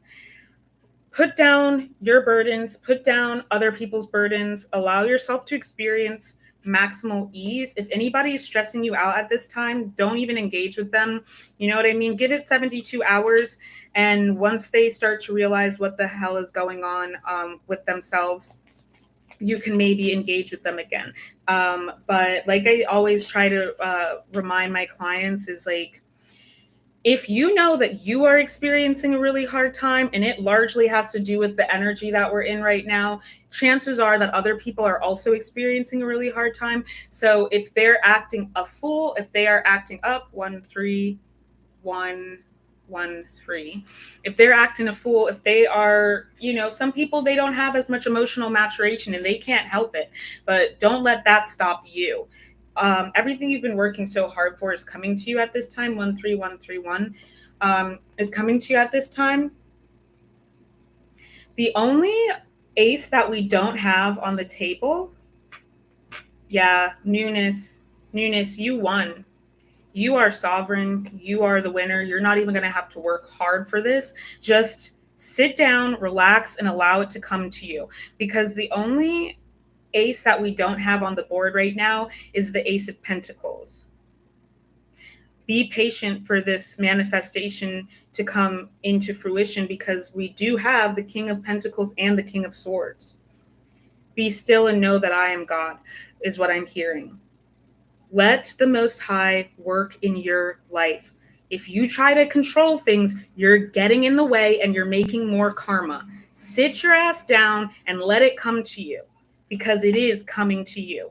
Even if you feel like there are external conflicts going on, you are stronger than all of that. This isn't the time for you to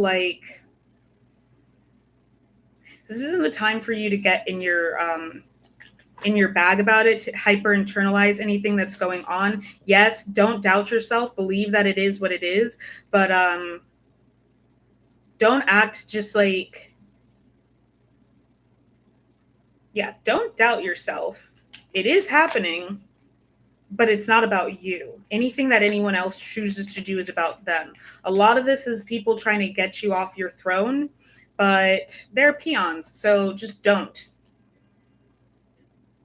They're trying to keep you stuck, and you're not gonna do that. So let's get into the specifics with this last half hour.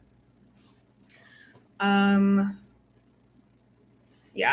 going to clear these cards out of the way, and I'm going to keep these cards out. Let's pick for romance.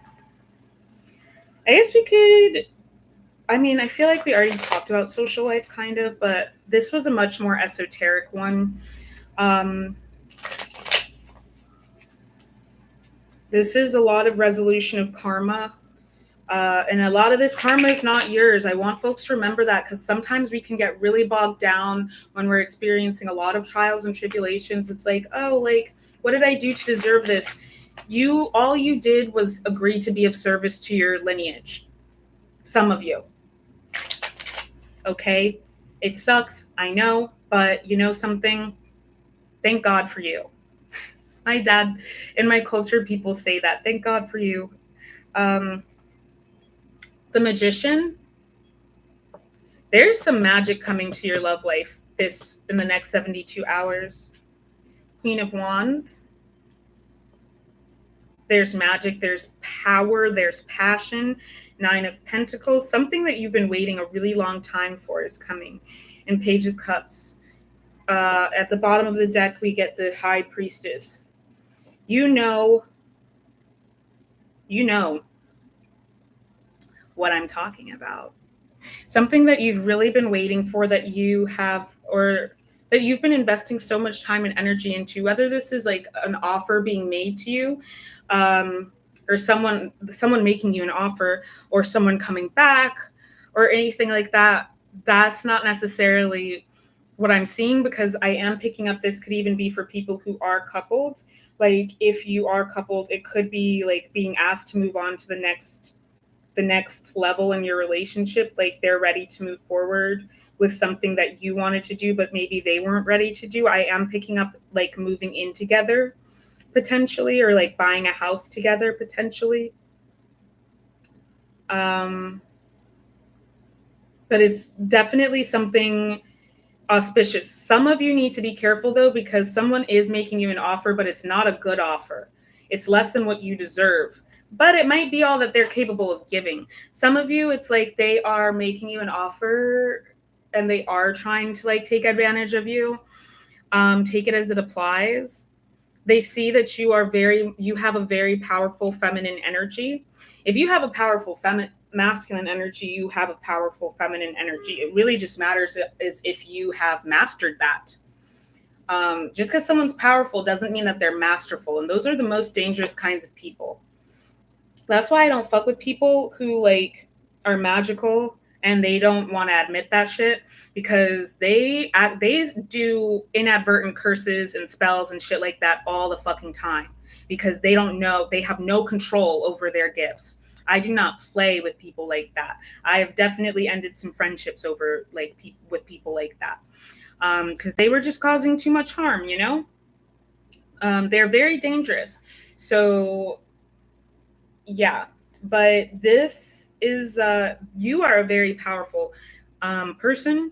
You are very powerful at manifestation.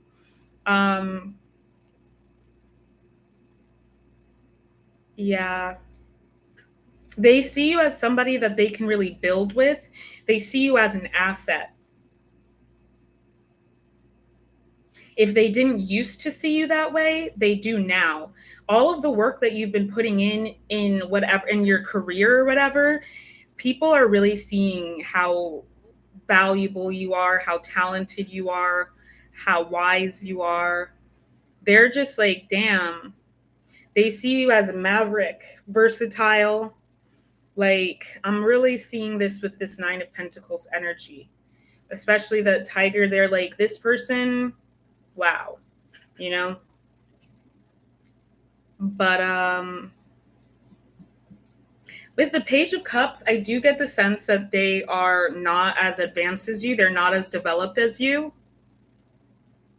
They still have a lot of emotional maturation that they need to experience before y'all can really be on the same page.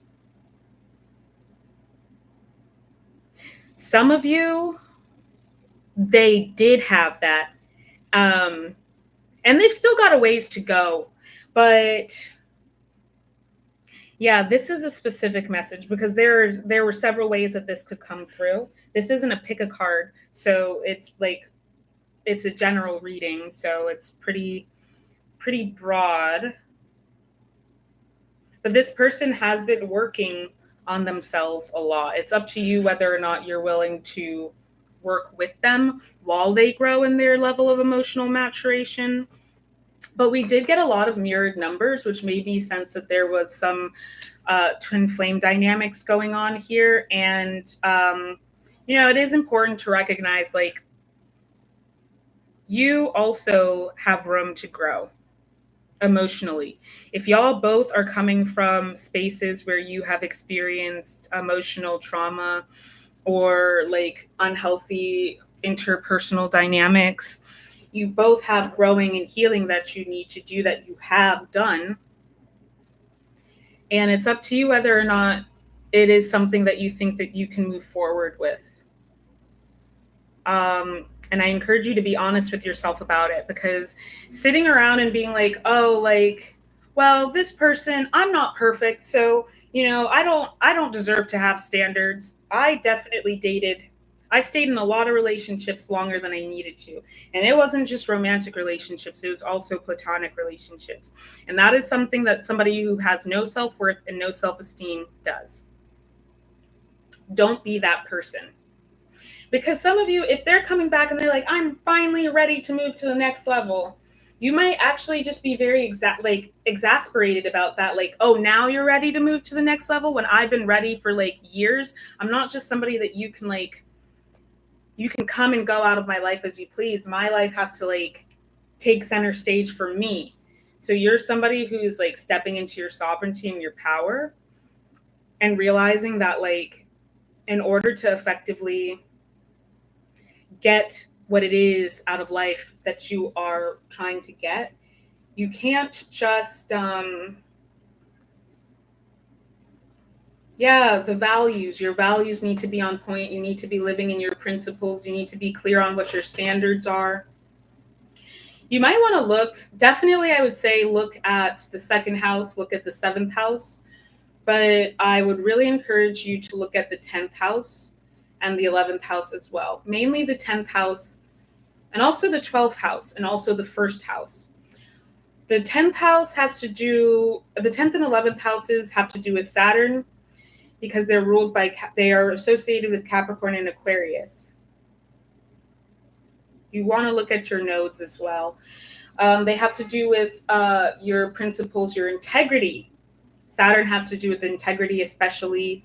It has to do with integrity. So be honest with yourself. If you haven't sat down and done, if you haven't sat down and written out your boundaries and standards and structures for your relationships, you need to sit down and do that. And when you sit down and do that and you assess your relationships, especially like these romantic offers that are coming in, it will be very easy for you to see whether this is or is not for you. Now, I'm not saying that it's going to be easy to deny or reject it if it's not resonant with who you are at your core and who you are growing into, your most sovereign self. I'm not saying that at all, because it can be very hard to say no to something that is beneath the standards that we have set for ourselves, contingent upon our values and integrity. But what I am saying is it'll be very clear to you whether or not you should accept this romantic offer. Okay? If you are someone who feels like you're not receiving offers, this might not be the case. 4243, it actually might be that you don't really know how to perceive of people's attraction to you. You're looking for it showing up in one way, but you don't realize that it can come in other ways. You might still be stuck on an expression of attraction from your karmics, whereas you need to open up to seeing healthier ways that people might be approaching you and be interested in you. Like I said, the devil's in the details. Don't skip the nuance. This person really could be into you and trying to make you an offer. The amount of times that people were like trying to ask me out and I just didn't understand that. I just didn't get it. 333 on the timer, 4334. So yeah, we are definitely talking about some twin flame type stuff here. Like I said, we had the High Priestess on the bottom of the deck, so you're going to want to trust your intuition on this. Put yourself out there. With this Strength card here, actually the strongest that you can be is vulnerable. The strongest, how do I say this? the stronger we are, the more vulnerable we are, because it is really hard to be vulnerable. It's really hard to be authentic. It's really hard to be true to ourselves. So I would really encourage you to be as authentic as possible and put yourself out there. If you think that someone likes you and you like them, or even if you don't think that they like you, you know what I mean? Like, we're seeing a lot of 4s and a lot of 3s. It doesn't hurt to just put yourself out there and be like, hey, I'm interested in you. Oh, I'm not interested in you like that, actually. Oh, okay. Well, 144 on the clock or the timer, and 444 as well. You can just be like, oh, okay. Well, thank you for letting me know that. I will respect that moving forward. And then you don't have to sit there wondering, does this person like me? Am I a vibe? Not for them, you're not. And that's okay, because rejection is God's protection. That's leading you to another person who actually is your vibe. Okay, they're not your person if they're not fucking with you, period. Maybe down the line they might come back around, but we're not sitting here waiting for that. That's very unhealthy ideation. So for social life, yeah, I'm picking up once again. Mofos are going to try it. People are really, really going to try it at this, within this next 72 hours, because they think that you're the old you. They don't know that you're this new version of yourself. I got a lot of cards out here. It really frustrates me when that happens. You get the 4 of Swords on the bottom of the deck in the indirect position. So don't revert back to those old ways of being that you worked so hard to transcend. These people, they still think that you are spiritually bankrupt. They still think that you're this weak ass version of yourself, and you're not. You're not willing to do the kinds of things that you were doing before. Like, you're not willing to humiliate yourself. Listen, it is different. What is actually humiliating? Asking somebody if you've been flirting for a while and it's like, oh, I think that they like me, but I don't know. Let's find out. And they are not. Or playing a game of cat and mouse with someone who's never actually going to want you. I personally think that it's way more humiliating to do the latter. It's way more humiliating because it lacks dignity to chase after someone who doesn't want you. Whether that is romantic or platonic or professional. With even like places that I'm like, I really want to write for this place, or I really want to like work with these people. If I don't hear back from them after I put out a pitch proposal or an event proposal or something like that, after I do like, okay, cold outreach, if I reach out a second time to boost it and they don't get back to me, they're not going to hear from me ever again unless they hit me up. I'm not contacting them again because you're clearly not interested. I would encourage you to go to different places because this is not the social scene for you. I encourage you to go to the places where you're going to find the people that you actually want to be in relation to. You have the 7 of Pentacles in the reverse position.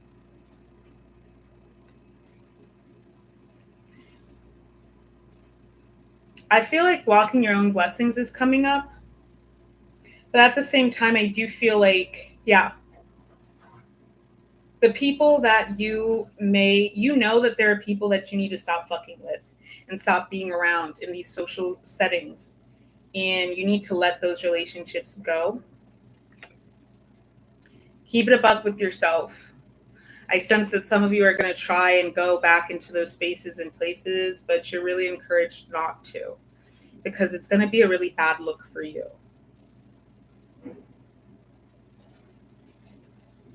Strength in reverse.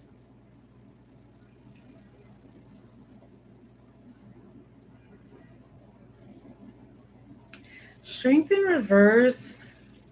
I'm picking something up. Succumbing to temptation is what I'm picking up. You don't have to be so strong is also what I'm picking up.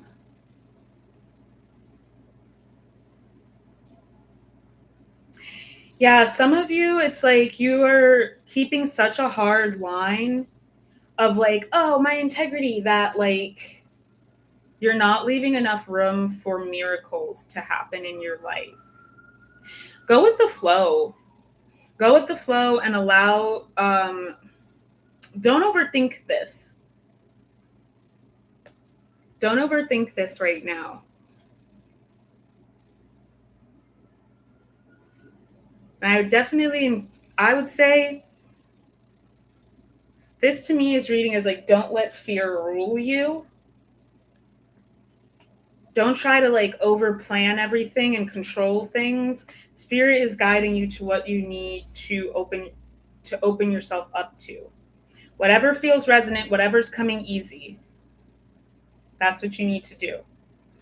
Okay? The devil in reverse.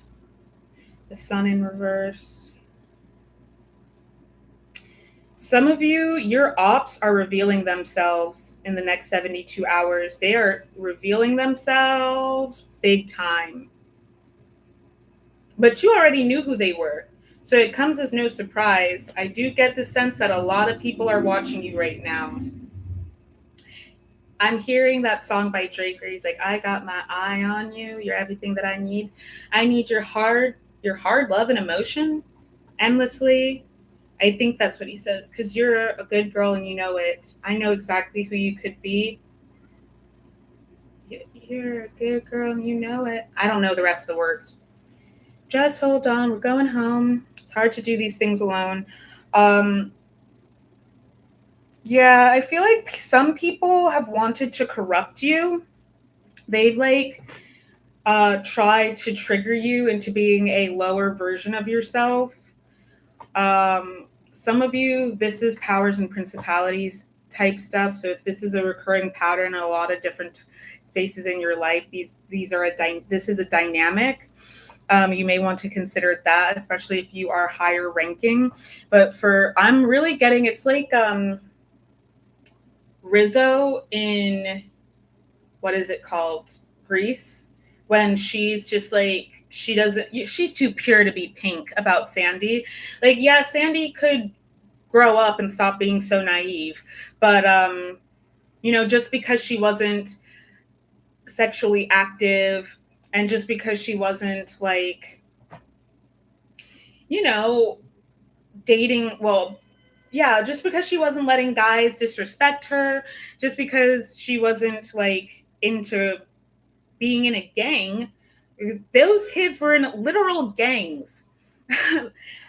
I really didn't realize that when I used to watch that movie as a kid, but like the Pink Ladies and the T-Birds, those were gangs. And just because she wasn't living that street life like they were, they tried to make it out like she was like bad. You see this dynamic. Actually, this is what it is. I got it. You see this dynamic between Rizzo and Sandy, where it's actually very clear, especially when Rizzo sings that song about how like, if my throat weren't so dry, I would sing it, but like my throat is so dry.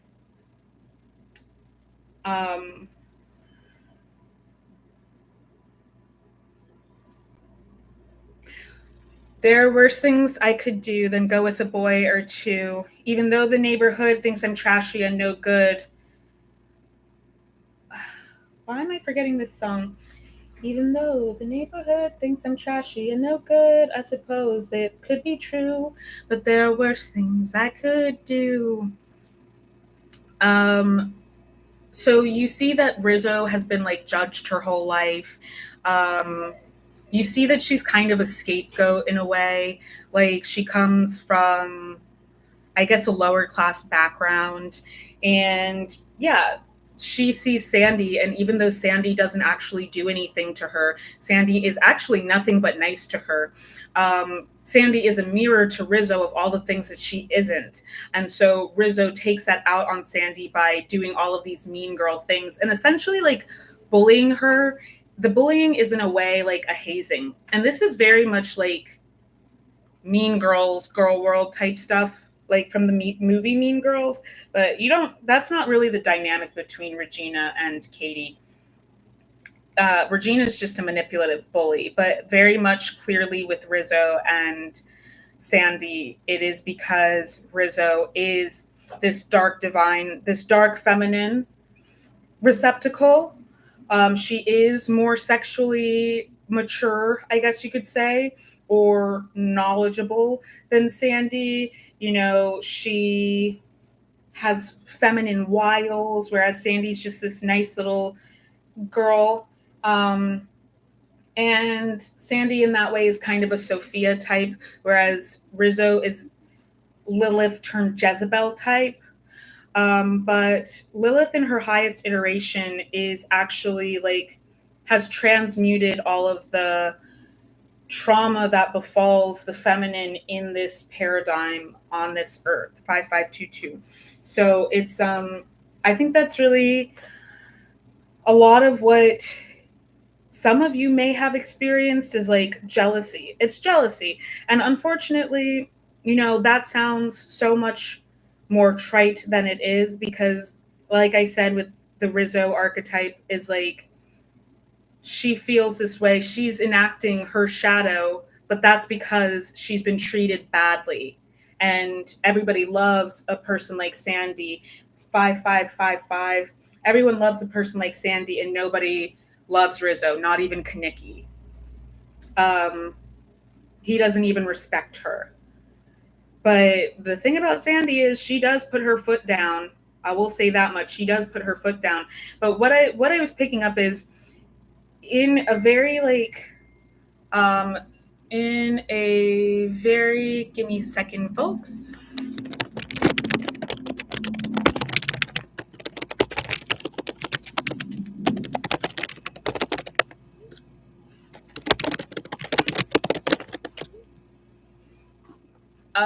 In a very practical sense, these people think that like you're too good, you're too nice, and they want to corrupt you, which is disgusting.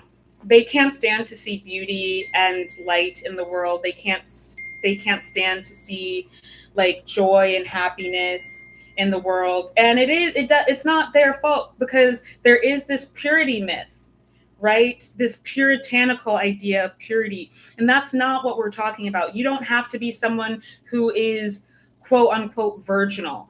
You know what I mean? You don't have to be that. You don't have to be somebody who never does anything wrong or never makes mistakes, because that's not real. It is about purity of spirit. You know what I mean? This childlike exuberance and excitement about life, to be unconditionally loving, to be unconditionally, to practice unconditional integrity. You know what I mean? Like, anyway, Sandy does end up succumbing to peer pressure in the end. So there's that, which makes sense because they're high school students, they're children played by very grown adults. But yeah, I feel like people are watching you. I feel like people are waiting for you to run into them, because I feel like people are talking about you. Word on the street is that, why I hear word on the street is you've got nothing to lose.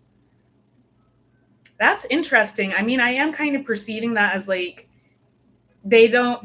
people know that you're in your sovereignty and your power and that you don't care. Like, they know that your cutoff game is crazy right now. They know that you don't give a fuck how long you known someone or how long y'all quote unquote bang together. I'm hearing that Cardi B lyric, quick to cut it off, so don't get comfortable. I don't dance now, I make money moves.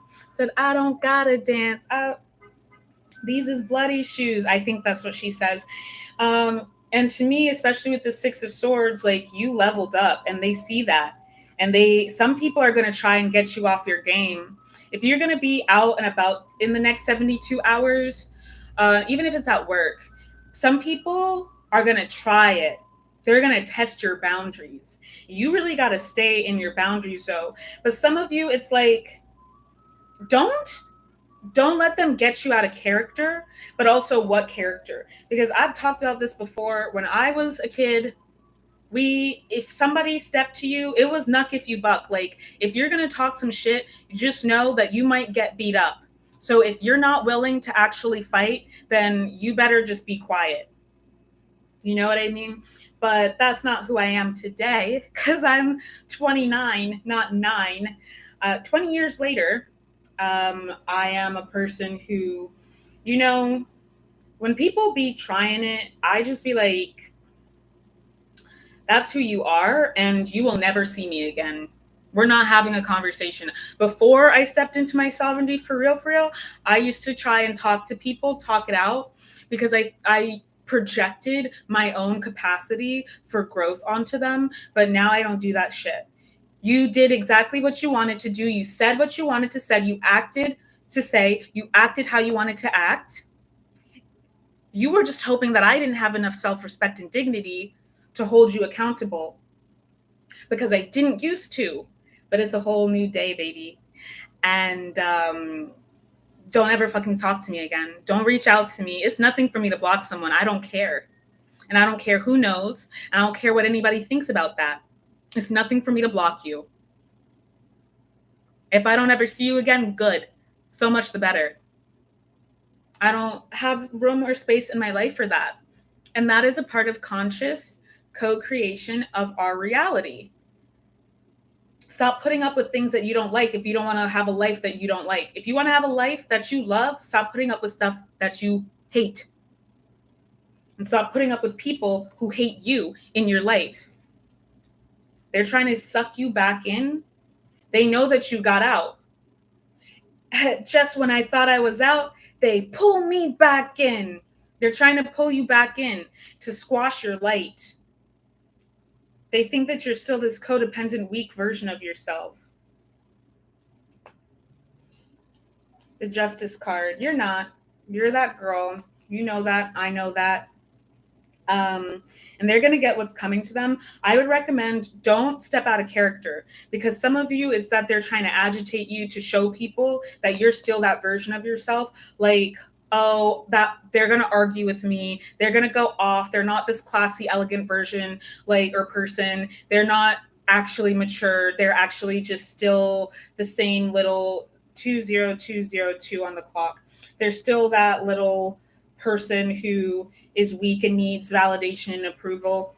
Nope, wrong. They're going to humiliate themselves and they're going to look like an absolute ass. And you win. Jackpot, baby. Jackpot. I'm even seeing money coming to you. When you pop out, really pop out. Like, serve looks, okay? Because, like, come correct. Come as your best fucking self. Your most divine self. Because I'm seeing that, like, some of these eyes that are on you, they were waiting for you to level up so that they could give you opportunities. And it could lead to a bag for you. Okay, so the last thing that we want to get is insight on money matters. Money, money, money must be funny in a rich man's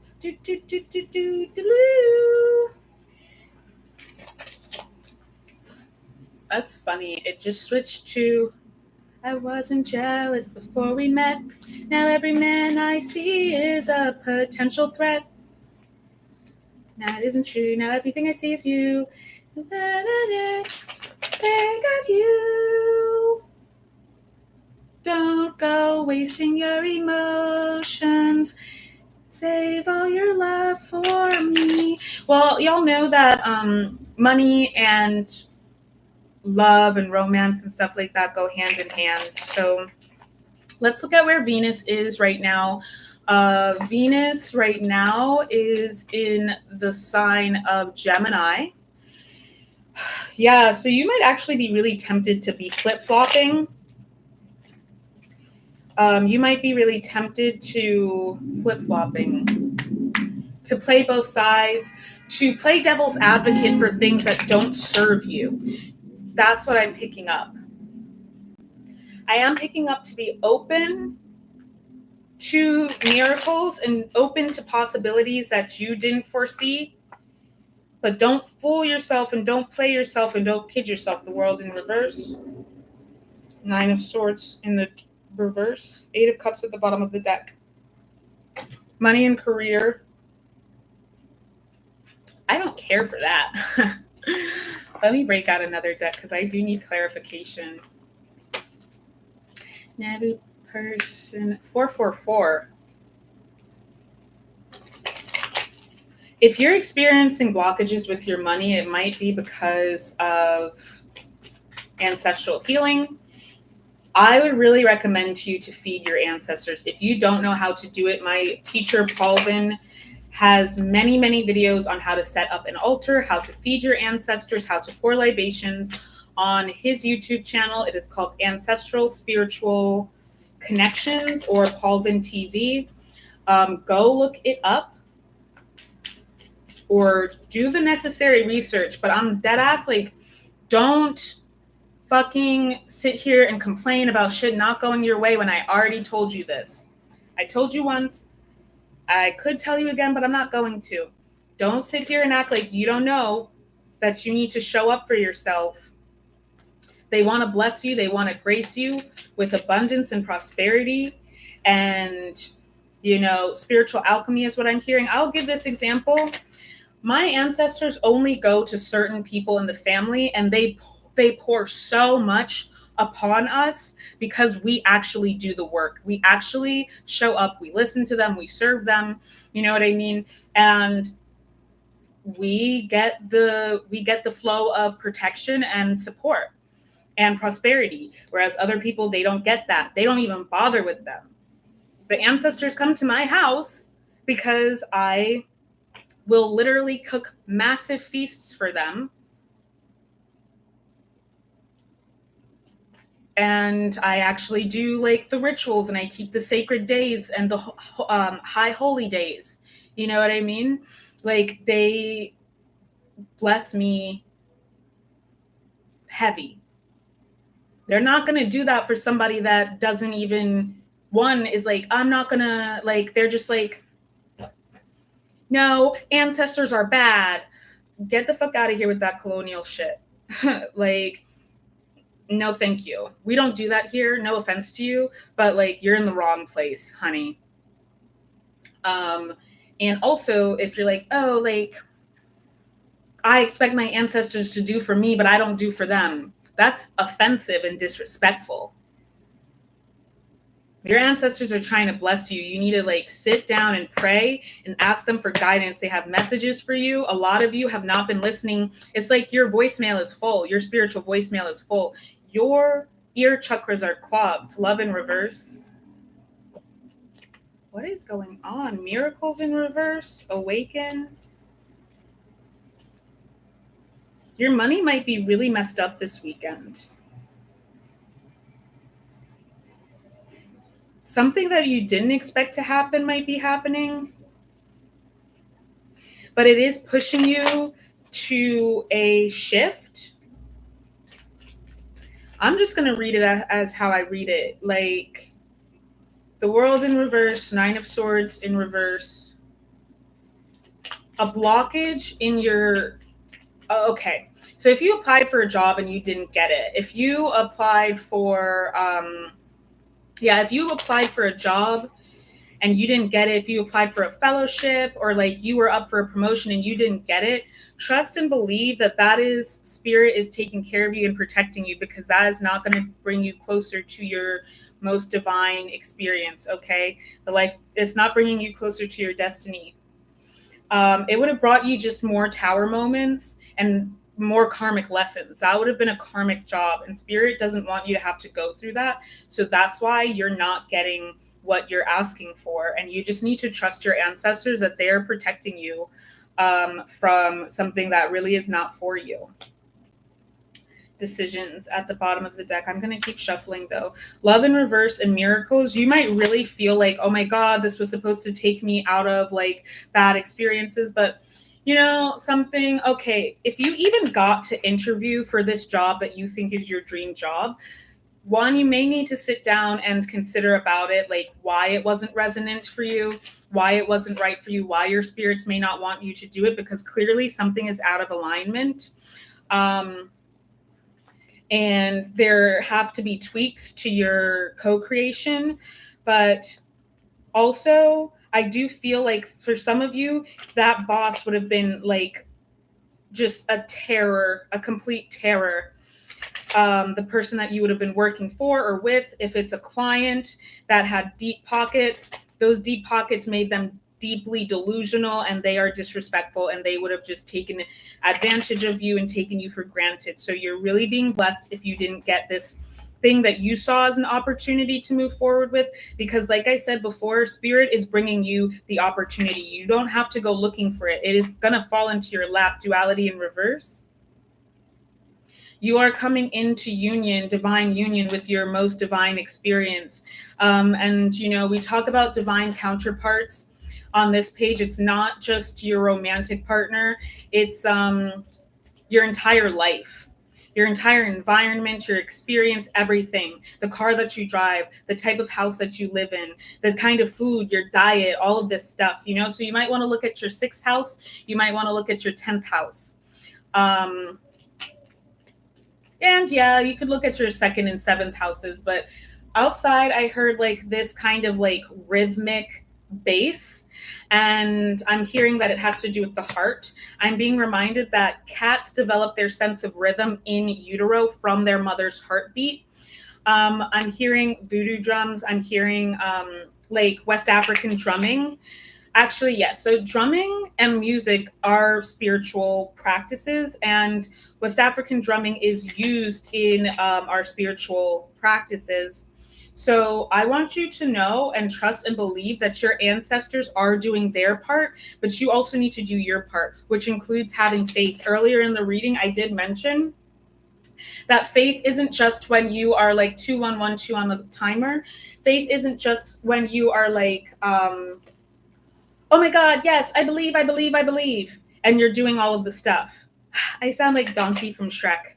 But no, faith is actually when you don't really believe.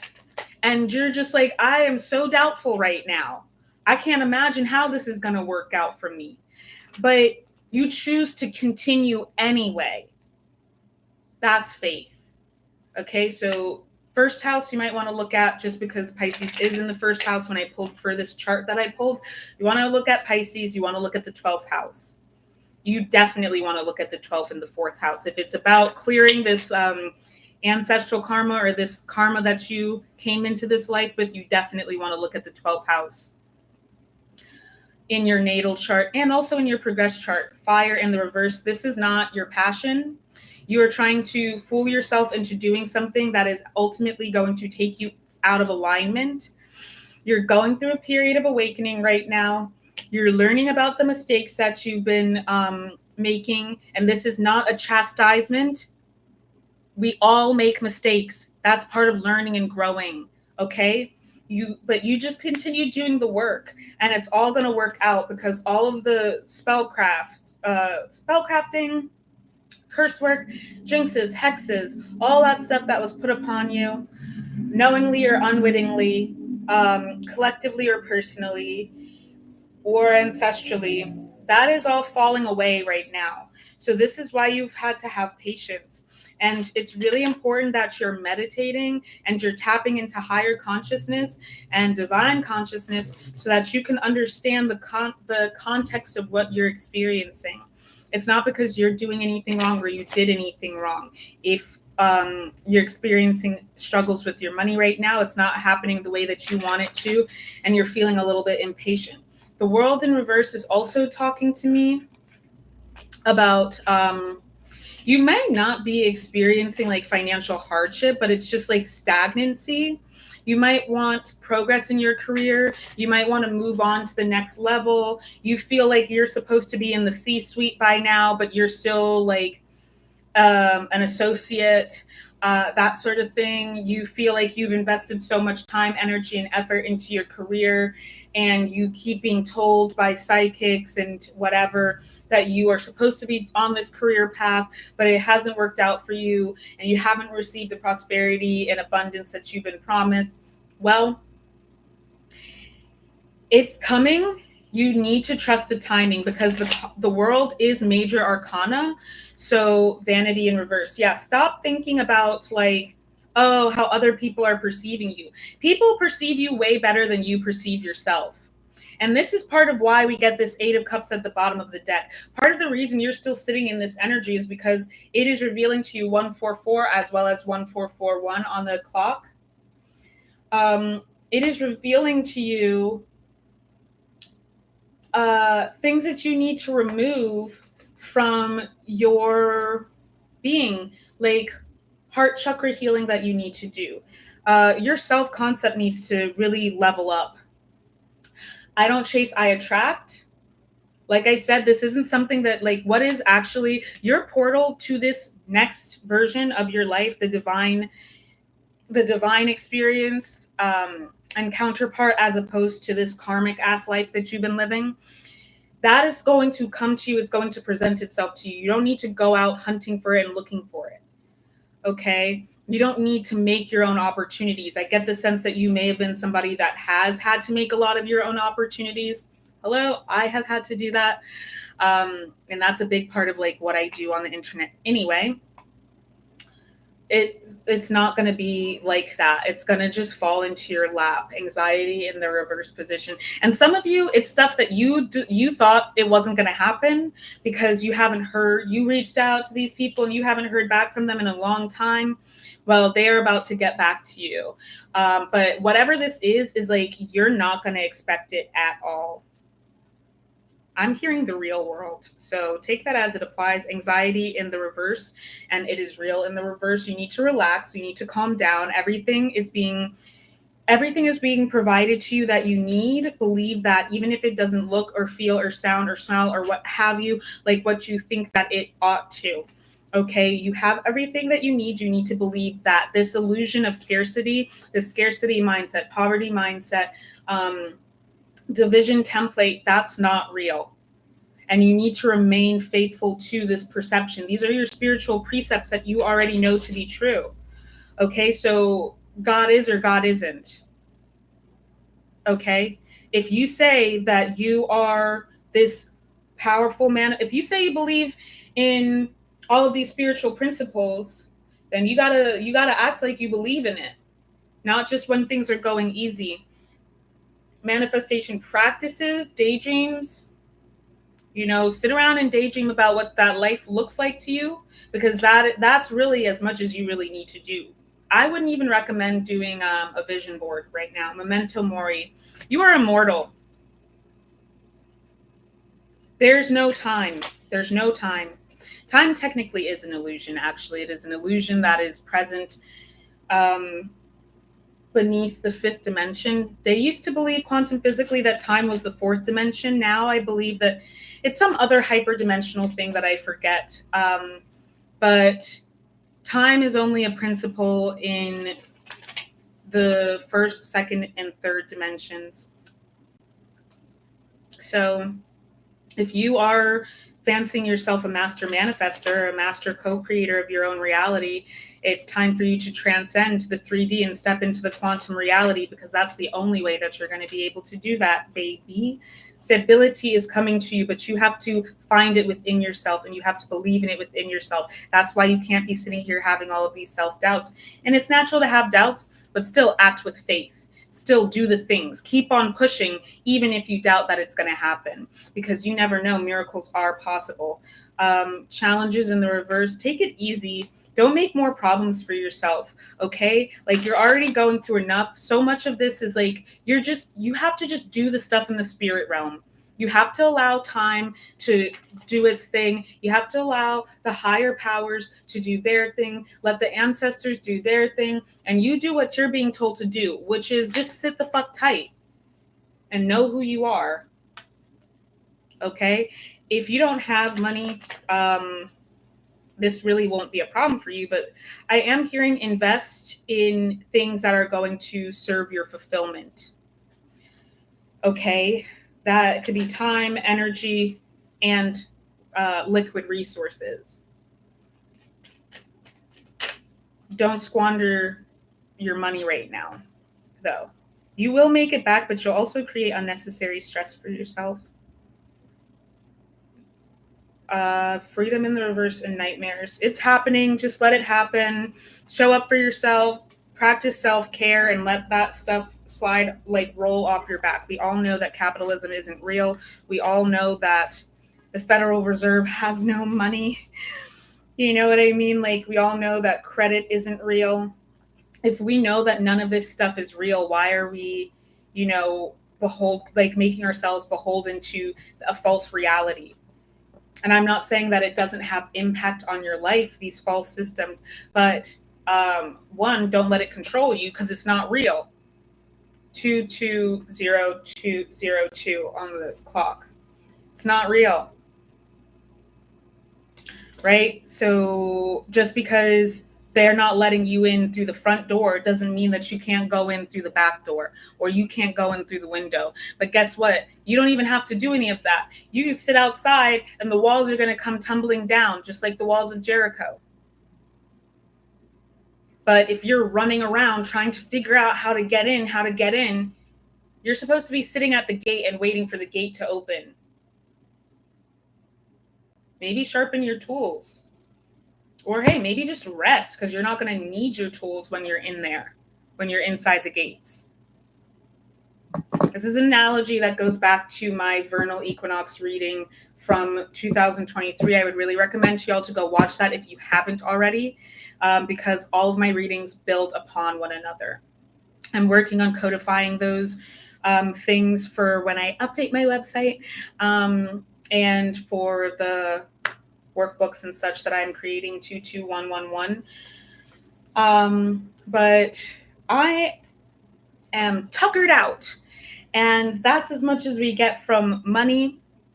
I guess I'll leave you all with one last note from the Rose Oracle. Rapture, sensuality, love, devotion, romance, ecstasy, pleasure. I really want to sing loudly, but my voice is just like, my throat is so dry. But I'm hearing that ABBA song. Don't go wasting your devotion. Lay all your love on me. I love that song. I love ABBA. You can tell that I had a Russian best friend growing up because Russians love ABBA. And also my mom, like when she found out about YouTube, she spent like an entire day looking up videos of Mamma Mia and ABBA. So there you go. I do get a feeling that this is my Christ Conscious Collective. I do get a feeling this is my Chosen One, Earth Angel, Twin Flame Collective, Dragon Collective. I'm hearing butterflies are significant, rainbows are significant, doves are significant. When Doves Cry by Prince is significant. And do note he does talk about like, maybe I'm just like my mother, she's never satisfied. Maybe I'm just like my father. No, my mother, too bold. Maybe I'm just like my father, too bold. Maybe I'm just like my mother, she's never satisfied. Why do we scream at each other? This is what it sounds like when doves cry. Yeah. Don't let the system get you down. That's basically what the message is here. Focus on what you want to experience more of in your life. Focus on love, devotion, romance, ecstasy, pleasure, sensuality, Epicurean delights, the kinds of experiences that you want to have. Stop focusing so much on the things that are going wrong or the things that you don't want to experience. Focus on the solution. You know what I mean? That's really what it's giving. Healing is happening. It really is internally, spiritually. You're not broken. Trust the process. It's safe to soften. Like I said, The real true strength is in being vulnerable. It is in being authentic, the child within, inner mother innocence, gentleness, tenderness. Okay, so 2, 3, 4 on the clock, and 2, 2, 3, 4, 4. Give that to yourself. You know, treat yourself kindly. Treat yourself like how you wish that you were treated as a child. And just imagine, you know, like your higher power, your most divine, sacred self, being the parent of your dreams, being the partner of your dreams, you know, and every relationship we have is contingent upon our relationship to ourselves. And our relationship to ourselves is contingent upon our relationship to a higher power of our own understanding. So if you believe that God hates gays, happy Pride, I don't believe that shit. You know what I mean? So I no longer sit here and hate myself because I'm not a heterosexual or because I'm not cisgendered. I don't sit here and hate myself because I don't believe in a higher power that feels that way. You know what I mean? And so I don't engage with people who are homophobes and transphobes and queerphobic. I don't engage with people like that. I don't engage with people who are hateful. I don't engage with bigots. You know what I mean? I don't engage with people who want to control other people's lives. Even if you believe that something is not necessarily right, who are you to try and control them? You don't even have your own life together, clearly. So, you know, like I said, every relationship that we have is contingent upon that. And really, that's what we're being called to work on right now. Maybe listen to some self-concept subliminals. And yeah. I love you all truly and deeply. I've already started getting requests for certain readings to do on celebrities and stuff like that for Intergalactic Crystal Ball. Right now, before I introduce the paid tier to my Substack and subscription tiers and all of these things, I am accepting requests. I am accepting questions for these readings. So let me know down below what you want to see from Vie Darling next, especially for Intergalactic Crystal Ball. And if there are any esoteric mysteries that you want me to explore, I am going to be doing the tarot, so major arcana and minor arcana, and that is going to be helpful in folks learning how to read tarot for themselves. This is to help folks who have psychic powers, who have supernatural powers, to be able to better discern and like come into their psychic skills. And yeah, I will be doing regular astrological insights and tarot insights on my Substack. So I'll link that in the description box and y'all go follow. I love y'all truly and deeply. Buy my shirt. And happy hunting. Peace.